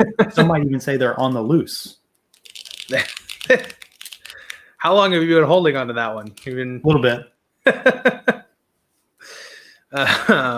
We're skipping wave 2 and going to wave 3. Yeah, right? that is the unfortunate part. We are skipping, or not skipping wave 2. I feel like it's just a conspiracy to stop me from getting my favorite Thundercat. Who, Tigra? Yeah. That's a good question. Who who's your favorite turtle? Like, who's your favorite Thundercat? That's like equally as revealing, I think. Mine's Panthro, probably surprising no one since he's the Donnie of the Thundercats. So Wave 3 will be shipping first. We are not skipping Wave 2. Wave 2 is just unfortunately delayed with this other factory that we're working with. I was just looking at some Wave 4 stuff the other day. Yeah. He's good. I was excited to be able to work on the Thundercats because I missed out on the Matty Collector versions way back when. So this was my way of being able to get back into this line. So I've never been heartbroken by a toy until that happened. Till the line got canceled? Yeah. Mm. I think my wife like thought less of me when I was like super bummed about it. She's like, "Really? This is really doing this to you?" Like I had 3 subscriptions. Yeah. Like I was like full on like I'm going to make this line happen. And then they're like, "No. We're going to cancel it before the first figure comes you out." bought in 3 times. So you would I had get 3 subscriptions. Oh, you kept making new emails so you could subscribe to Thundercats. No, you could subscribe more than once. You could have as many subs as you want if you started at this. If you like got in, you could just have 100 subs if you wanted. It's no different than how you guys do it now, except you had to buy them all. Yeah, for sure. So like I still have a full set of boxed Matty Collector ones. Right. And a set of open ones. Yeah. And then the Super 7 ones. Right. For sure. That's I'm just glad that I had the opportunity to get it because, like I said, I missed out. And not only do I get to get it, I get to work on it, which is pretty rad too. Right. Because Thundercats, I watched. It was like, yes, it was past my time or before my time, but every morning before middle school, they would play reruns of Thundercats, and I would watch it every morning. So I got it deep into it because of that. I think we have Toonami to thank for that. Yeah, it was on Toonami. So was Silverhawks. Yeah. I never caught Silverhawks, but Thundercats I was big into. I think I had to leave for school by the time Silverhawks came on. So. Yeah, I mean, you guys literally have like 2 of my favorite all-time properties. So. Is the next question when's the 3rd coming? No, it's not. You're right. The answer is it's not. I'm not even remotely concerned about Tiger Sharks. If it happens, that's great.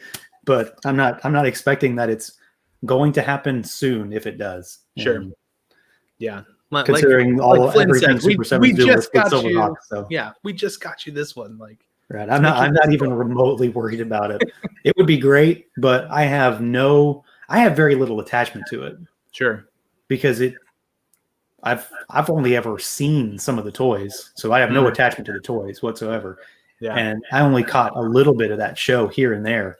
I mean, even now, it's not exactly easy to just watch it if you want to. Yeah, exactly. Because it's such a weird program, but it does look cool. I mean, it's Thundercats in the water, basically. So yeah, it's like Silverhawks is Thundercats in space, but then Thundercats is He-Man with cats, right?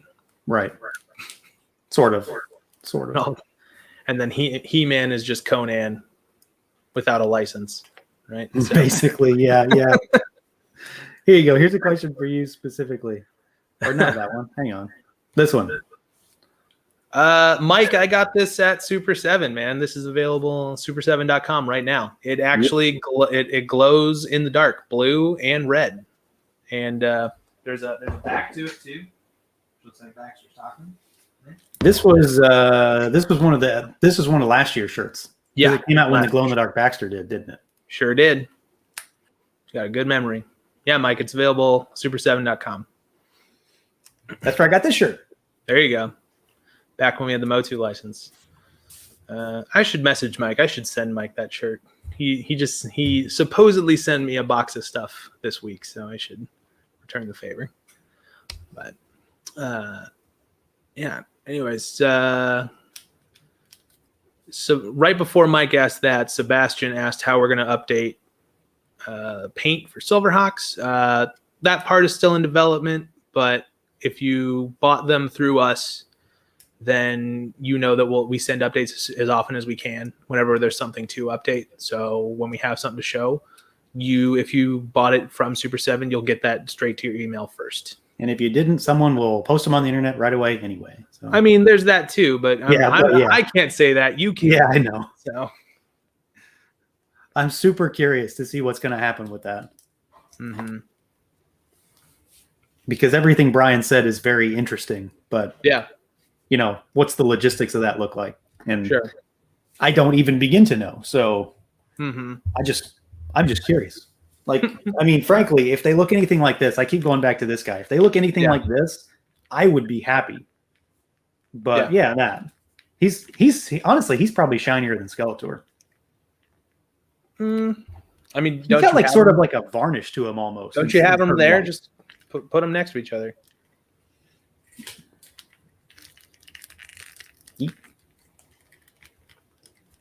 They're really close. Yeah, take the backpack off and show the back. That's how you get that good shine on there. Yeah. Yeah, it's like there's a lot more like flat surfaces on the back. Mm-hmm. Picks up the light. Yeah, exactly. So again, I don't work on Silverhawks. I'm Silverhawks adjacent, just like the guy who works on Silverhawks is Turtles adjacent, right? Right. So I know about as much as you guys do, maybe a little bit more, maybe. So, oh dang, sorry, Mike. Apparently this shirt is not on the website anymore, so it's it's an exclusive. It was a San Diego thing, wasn't it? It was, yeah. San Diego. It was still San Diego. Sort of. I mean, there was no San Diego Comic-Con last year. True. Very true. Well, there's Comic-Con at home, right? They really pushed for that. So more so than I feel like they did this year because they're waiting to do that like November thing, right? For Comic-Con. Yeah. The whatever it is. The pseudo San Diego. Yeah, the weekend of Thanksgiving. Seems super weird. I live 20 minutes away from where it's happening, and I'm probably still not going to go. It's like more convenient for me than anybody, and I'm still probably going to pass. So I've never been, so I don't know. To Comic-Con in general?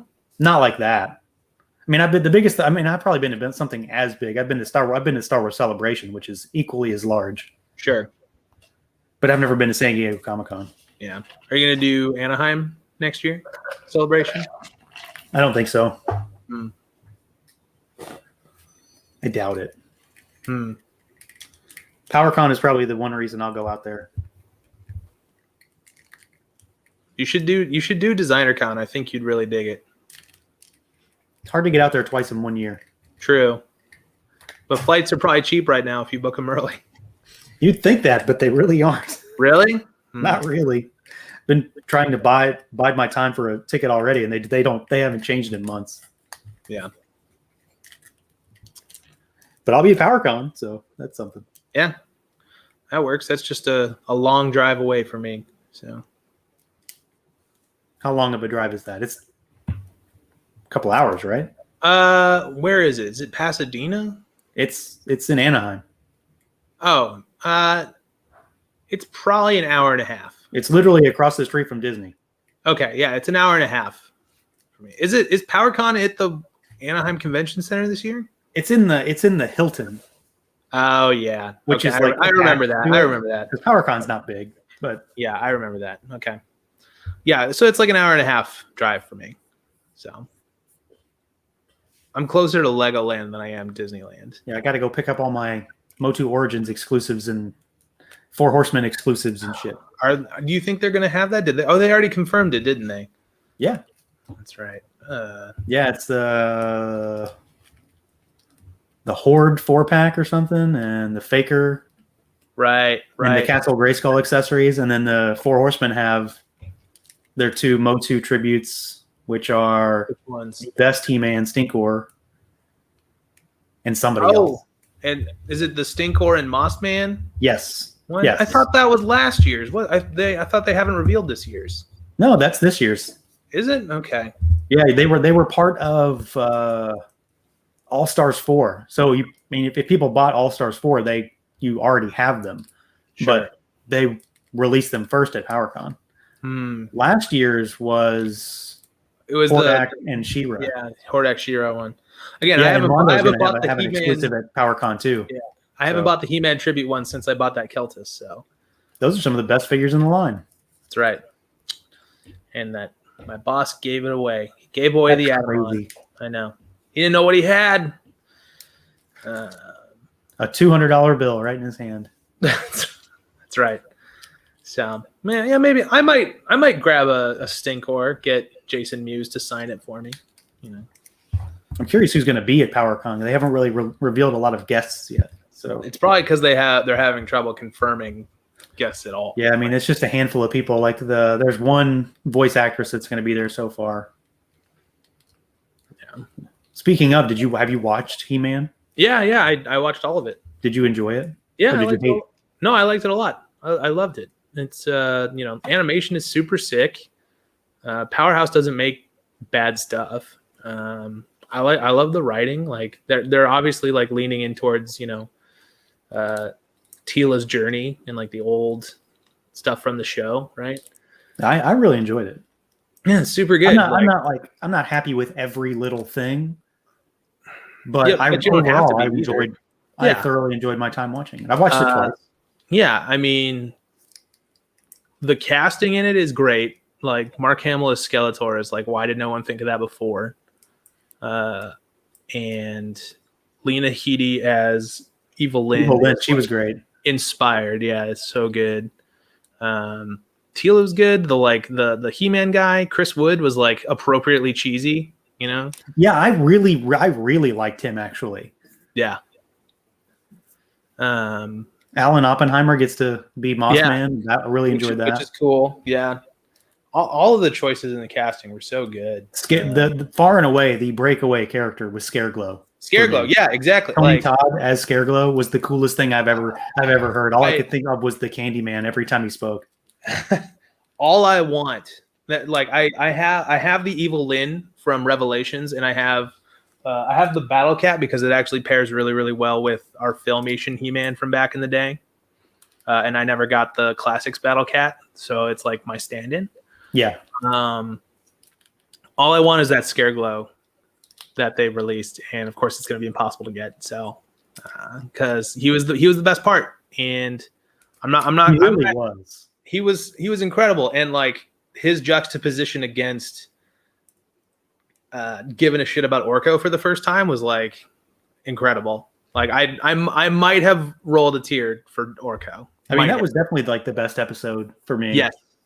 Definitely. And the first episode is great because of just, I mean, literally everything. Because it's basically like, here's everything about Motu, just shove it all in one episode. Mm-hmm. But there's so much stuff in this show. Like it's so deep. There's movie callbacks.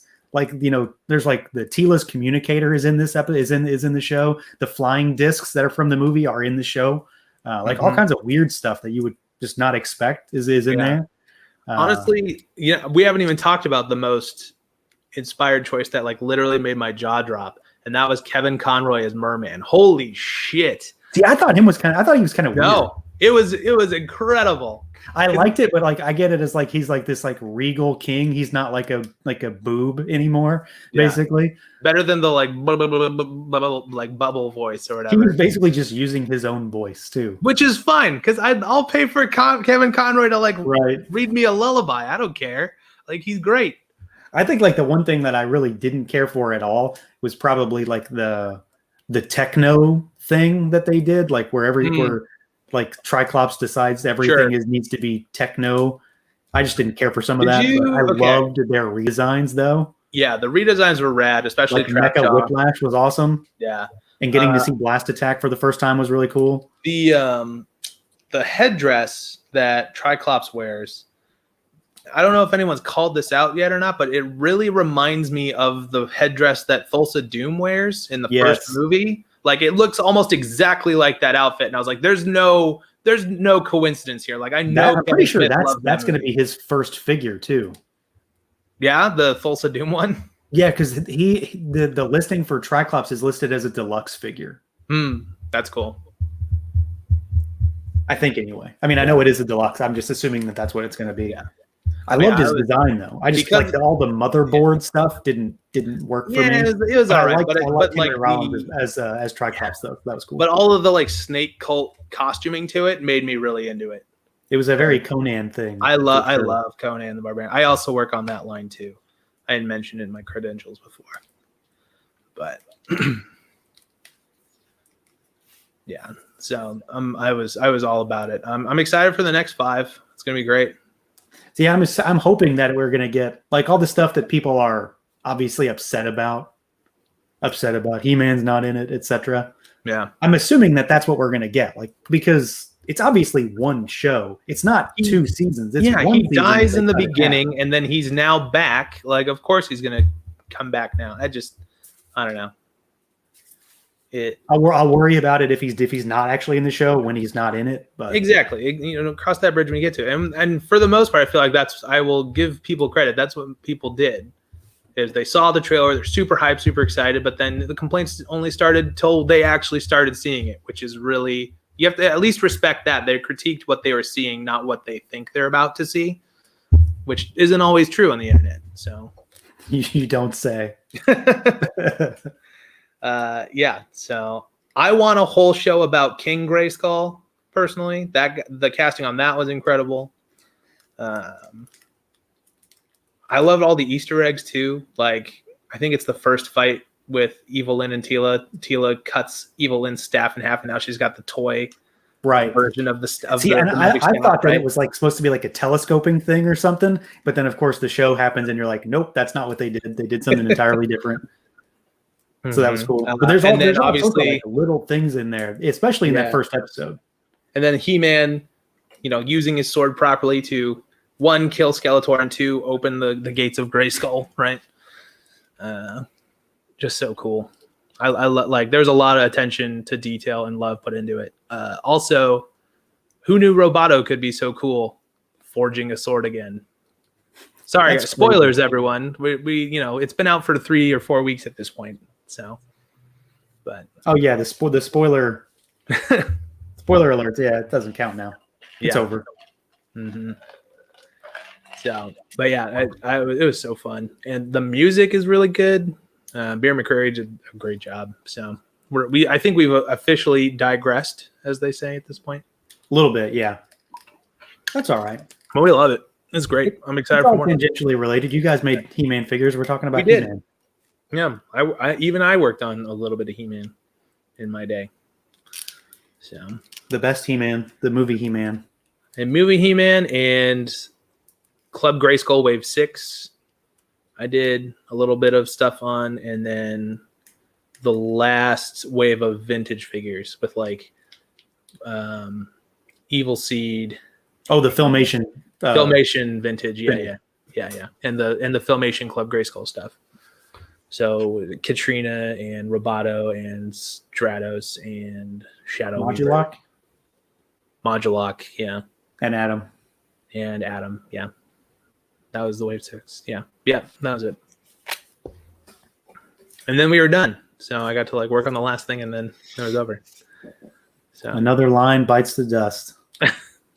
Well, I mean, if we still had it, you wouldn't have these wonderful Revelations figures, which they are really pretty great, actually. I like them. I was really impressed. Classics for me in any shape or form, but I don't think they're trying to either. Yeah, you know what I mean, though. Like, I'd rather have more classics than more Revelation figures, but that's just me. Sure. So I have a strong attachment to that line, and as a result, figures that are like those. So yeah, of course. So, well, there's as more antiquated as the body may or may not be. Yeah, I mean, I think that there's an elegance to that body. It does almost everything you want it to do, while keeping things uniform and streamlined at the same time. There's a reason we've reused it, or not reused it, but just modeled a lot of our figures off of that. You guys had to remake it. Like you didn't get to just like use that again, right? Like it's an entire. There are new bodies. They're just based on this. Yeah, no, that's not how toys work. You can't just go around using other people's molds. Yeah, the aspect of it belonging to Mattel, right? Yeah, exactly. Because then otherwise they'd all say Mattel on the leg if it was the same molds, right? So, let's see. Here, let's get a couple other questions because we are going to probably stop in 10-15 or so. Yeah, something like that. You know, because everyone bed. it's almost tomorrow for you. That's right. Yeah, I'll have a 4-year-old waking up here in the next 2 hours, probably screaming for me. That's fun. Every night. Yeah, everyone, slam your turtle questions in here before we sign off. Okay. Speaking about the later series of figures, I'd be super down to do 2003 Turtles. Like I said earlier on this stream, it's up like that was my first real entry into it. So I'd be really down to do. Do you have a strong attachment to the theme song to that show? No, I don't. I tried to watch it with my daughter like a couple months ago.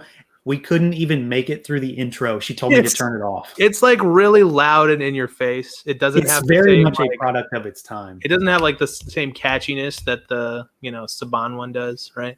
Or not Saban. Saban didn't do that. It was the other guy. But yeah, obviously they keep replaying the classic Ninja Turtles theme for a reason because it's the best one. That's when I think of Turtles. That's the theme song I think of. That 2012 show have the best intros. I don't know. For me, like the 2003 intro reminds me a lot of Power Rangers Time Force, which is like super in your face and like screaming like Time Force. Which it's like, okay, dude, we got it. Time Force, Ninja Turtles, calm down. So I'd be down is the answer to that, but we will see. Right. That's probably far, far off, if ever. Yes, very far away. Because there's 800,000 vintage Turtles figures to get through. Roughly. Yeah, that was the number. That's a rough estimate, yeah. Yeah. I saw this one pop up earlier, and I haven't paid attention to the pictures to notice about Don's bow staff. Yeah, so that is the final version. It was a little bit shorter in the vintage figure too, which is why we went with that version of it.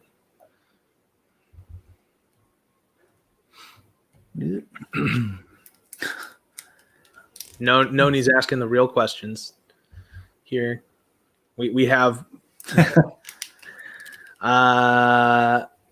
maybe someday here. No, maybe probably not, right? Maybe, who knows?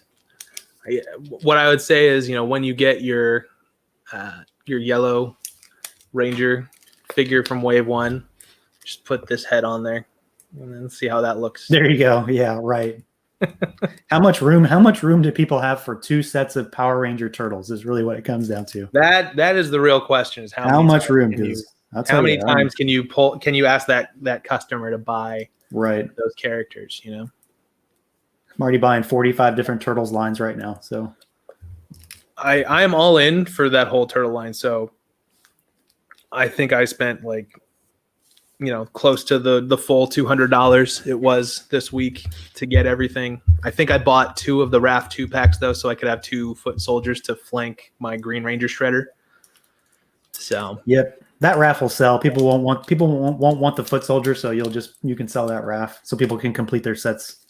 If you want to get rid of them. True, maybe. That's what I did. I got 2 of them, so I'll sell the extra RAF and then keep the foot soldier. I might try the Super7 RAF head on the turtle body and see how that looks. It might be a little oversized, but I think some people are saying that their heads look small. I think they do look small. So maybe that'll work. The turtle heads anyway. The helmet heads I think look okay. Yeah. Which is how I'll probably do them. Yeah, like you said, I'm never going to display them without the helmets, because that's how I do it for any Power Ranger. Like every single Lightning Collection figure, it's like, I'm glad you included this for the person that wants it, but I'm not that person. Sure. I'm that person a lot, but I recognize that it's like the 5th version of the Pink Ranger, but this one doesn't have a skirt, so I gotta have it. I'm into it. That Pink Ranger, they have found the key to profitability. That's right. I've got them all. The fifth version. I'll have all of them. I've got all of them at this point. I didn't say I'd be specifically jazzed about it, but I'll have them all. Is this turning into that question of which toy do you have and you regret? I as long as her pinks match on this figure, I'll be happy then. Because on that first figure, they do not. They are wildly mismatched. Yeah, but if you get them under a nice green light, I mean, like mine's right here. You can't. I don't have green lights. Do you have a Ranger display? I always see the like Motu Classics one behind. I have a case with some stuff in it. Most of my Lightning collection stuff isn't like out, but I've got a case with it's all figure arts and like Japanese mecha. Mm-hmm. So like the full set of MMPR figure arts with the legacy Megazord. And then I've got the entire set of Kyoryuger figure arts. Okay. With the Japanese Bandai of Japan mecha. Because the one here was awful. And then I've got a couple other things. I've got like a Green Ranger shelf with his figure arts with the Dragon Zord. That's mine too, right here. Yeah, and the MMPR shelf has the Tiger Zord in it too, in Tiger mode. And the White Ranger standing on top of it like he does in the show. Of course, it looks kind of weird, but it works. Cool. And then I've got a bunch of my childhood Ranger stuff on a shelf. Let me ask you this. For your SHF MMPR red and green, do they come with the like American flag collars and belts in those boxes? No, those came with the Akiba Rangers. No, those came because I have the full set of Akiba Rangers. I'm almost positive they did. They were a bonus. They were a bonus. That's the one SHF set I have complete on for Rangers, and I have the. They don't come. Maybe they do then. But I think there's two versions of it. I think there's two versions of it because there is one version where green and red come with the American collars. I thought it was a bonus with something else. Yeah, because so if you have the American ones, which have the like Jason and Tommy heads, then they won't have the. I don't have those. I have the original ones, not the reissues with the heads. Maybe they do, and I've just forgotten about it because they're, 7, 8 years old at this point. Right. I'd have to check. And I just watched Akiba Ranger for the first time this year with Kev. So such a goofy show. It's the best though. It's so good. I haven't watched it in a long time. You should watch it again. It's great. We've really digressed here. There's probably now you may be curious whether I have those or not. I don't remember. Well, text me later. Let me know. We've really digressed here. There's probably like 10 million questions that we're not answering here. Let's see. Anything. What do we got? Yoko's fully signed off at this point. I think she did her part answering some legit questions at the beginning. Yep. Questions that I definitely don't need to be answering, and you may or may not have known the answers to. So I don't know what I don't know. So, and I don't know any of it. Let's see here. Any chance of another version of Shredder? Always a chance, Yeah, I mean that's got to be something that might happen down the road. There's plenty of different Shredders in the line. Oh yeah, definitely. We could do. This is an interesting question. So, and I'm thinking about this specifically, not specifically, but in general. What have you guys thought about characters that have like running changes of accessories where the colors are different? Has that ever come up? Well, if it's accessories and stuff like that, we'd like to include all of it in one thing, just so you can get because there's that version of it, right? Slash has different color belts and stuff like that, different color weapons, like because they did that all the time. Yeah, there's there's the deep purple one, and then there's like the bright magenta one for Slash, right? One of them's black, isn't it? The belt is black. Yeah. But the weapons black were like distinctly like purple and like magenta. We're like two different versions of it. For colors, it's a little bit harder. We usually pick either the one that looks best or the one that's most in like the mind's eye iconic, people. Yeah, exactly. So because there's you'll get to those figures where there's oh, this one had 6 different colorways that you didn't know about. Yeah, like Ray Fillet has Like Ray Fillet, people that don't 5. remember that he even has multiple colors that he changes. Yeah, Exactly. stuff like that. Noni has another super chat question. Oh, For Surfer Mikey, what about a stand for a board? When, if stand that for the happens? board. That's not a bad idea. I would imagine that the weapon rack could function like that, maybe. Yeah, that'd be cool. If we get there to Surfer Mikey, or Surfer Leo, because he was in the line later, So I'm trying to appeal to your Leo fandom. I do love Leo. Raph fists in the future, accessory packs. Maybe if we do a reissue, maybe we'd fix that. Who knows? We certainly want to do right by it, but maybe perhaps if we ever get to a Space Cadet Raph or a Rock and Roll Raph or something like that, maybe they come. Oh man, those Rock and Roll figures. The Rock and Roll ones are some of my favorites. Those are up there. I want to do those ones. Those are up there with like the superhero turtles for me. Yeah. Is it the what's the one where it's like the D&D characters, like Heroes of the Mystic Sewer or something like that? Forgotten Sewer or whatever. Forgotten Sewer, because it's basically D&D Forgotten Realms, right? Yeah, and then they did Forgotten Sewer. I want to do those. Those would be rad. I'm a big D&D guy. I play every Tuesday. And that would be wild because people go crazy over those designs. Mm-hmm. Yeah, definitely. So again, we digress, but yeah, Noni, that'd be a cool idea if we get to Surfer Mikey or Surfer Leo. Here's a question. I've seen people have this question a lot. What was the decision behind the sizing for weapons on Bebop and Rocksteady? A lot of our decision making is aesthetics, so it's just like what looks good in their hands. How does this scale? Does it look imposing? Does it look appropriate? That kind of stuff. Yeah, Warriors of the Forgotten Sewer. There we go, Johnny. There you go. Yeah. Oh, Johnny's here. There he is. He's been here for a little bit, I think. Has he? I didn't even notice. That's rude. So, if you ask him if it bugs him, he will say yes, it does. So, 2 words, party wagon. We already asked that earlier. This one, I see people ask this a lot. This has to be a tough one to even begin to do, right? It would be no pun intended, a monster of a licensing. I mean, because obviously you don't do the licensing, but like that's its own thing. You guys have the license for Universal Monsters. So we do. You still do probably, right? Yeah, we do. But like, you can't just mash the two together. Like that's how it works. No, because I mean, if you really want to get technical, you wind up paying. You pay 2 royalties on that, and if they both take a significant chunk, then that cuts into your your bottom line and all that stuff. So I mean, like, never say never. We would love to do it. They've definitely come up. There's a guy in the office back when we were in the office who had the whole set on his desk, and that was the only toys he brought with him. It's a good set to have. It's one of the better ones. The glow in the dark one, the Mummy. Yeah, the Mummy, and then is it the Mummy or is it the Invisible Man, Mike? Mikey's the Invisible Man. Right. Yeah. Okay. Yeah.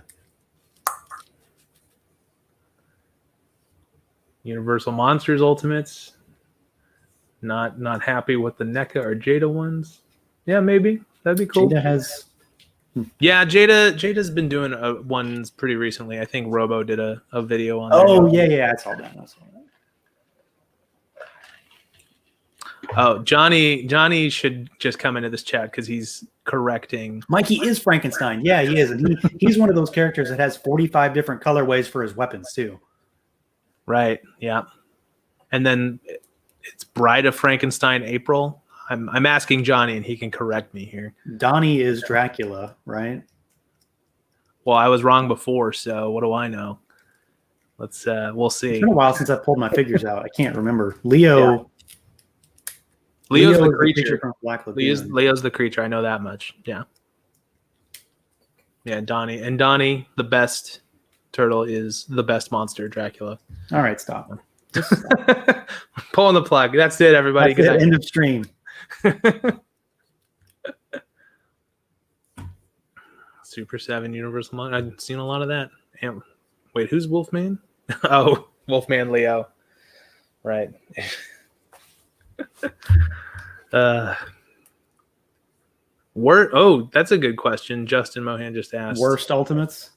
Worst Ultimates would be pretty cool. I'd be super into that. I'm a big fan of the worst. Actually, Jared, are you familiar with the worst? A little bit? Do you have a favorite? Do you have a favorite? I kind of regret not getting all of them. Yeah. Do you have a favorite worst character? Dead Star. Yeah. Everybody in the chat, tell us who your favorite worst character is. I'm a weirdo in that Shadusa is actually my favorite. Oh, that's a good one. I like her design. It's a really cool one. So, and I like the story too. You know, she's designed from Brian's daughter. Yeah. He then refined. So yeah. Here, let's do one more question. All right, one last one. So I can go to sleep. There we go. This is a good one. I like this one just from and you may or may not be able to answer it or not. But okay. Does Playmates have any design, any influence, or I mean, do you guys have to talk to them when you do this stuff? No, not really. I mean, we try and be respectful to our distinguished competition sometimes, but yeah, I mean, we more or less get to work. We work directly with Nickelodeon, and we get to, we're very lucky in that they. I don't think I'd ever asked you that before, because it was kind of curious, since these are the Playmates toys made again. They're homages, if we want to. Right.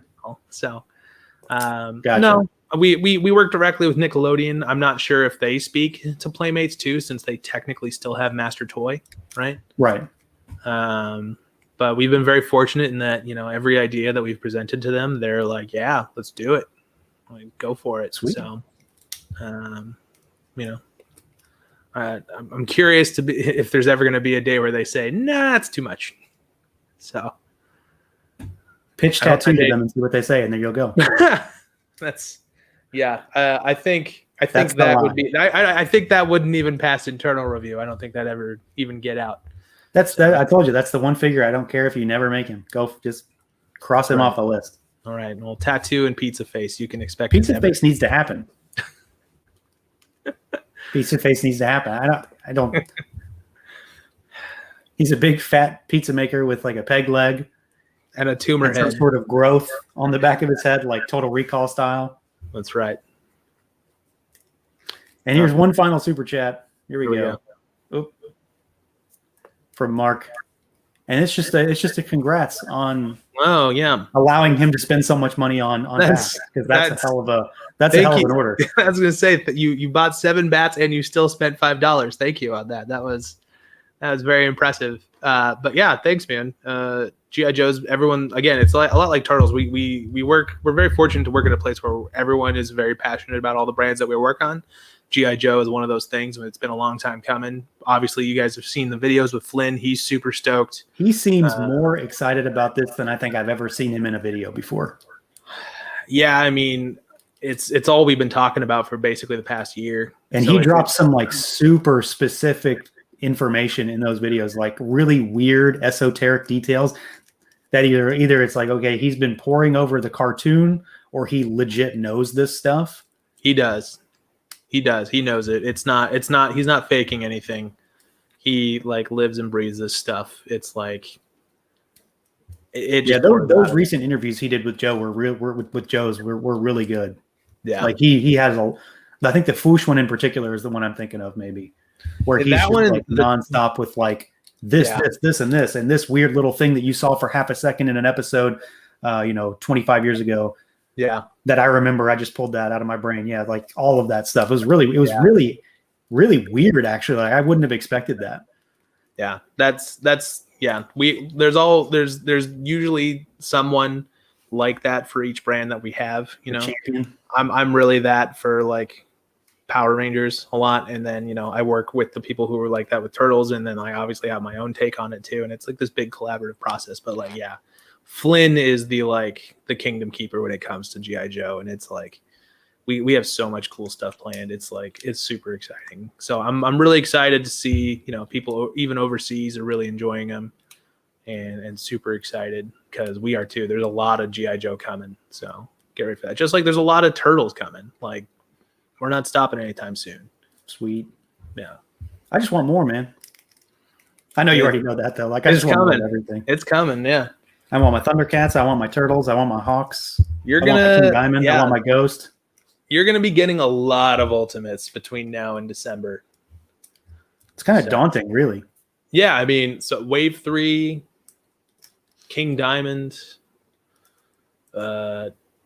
Ghost, the independent wrestlers, the major wrestling guys, NJPW Wave 2,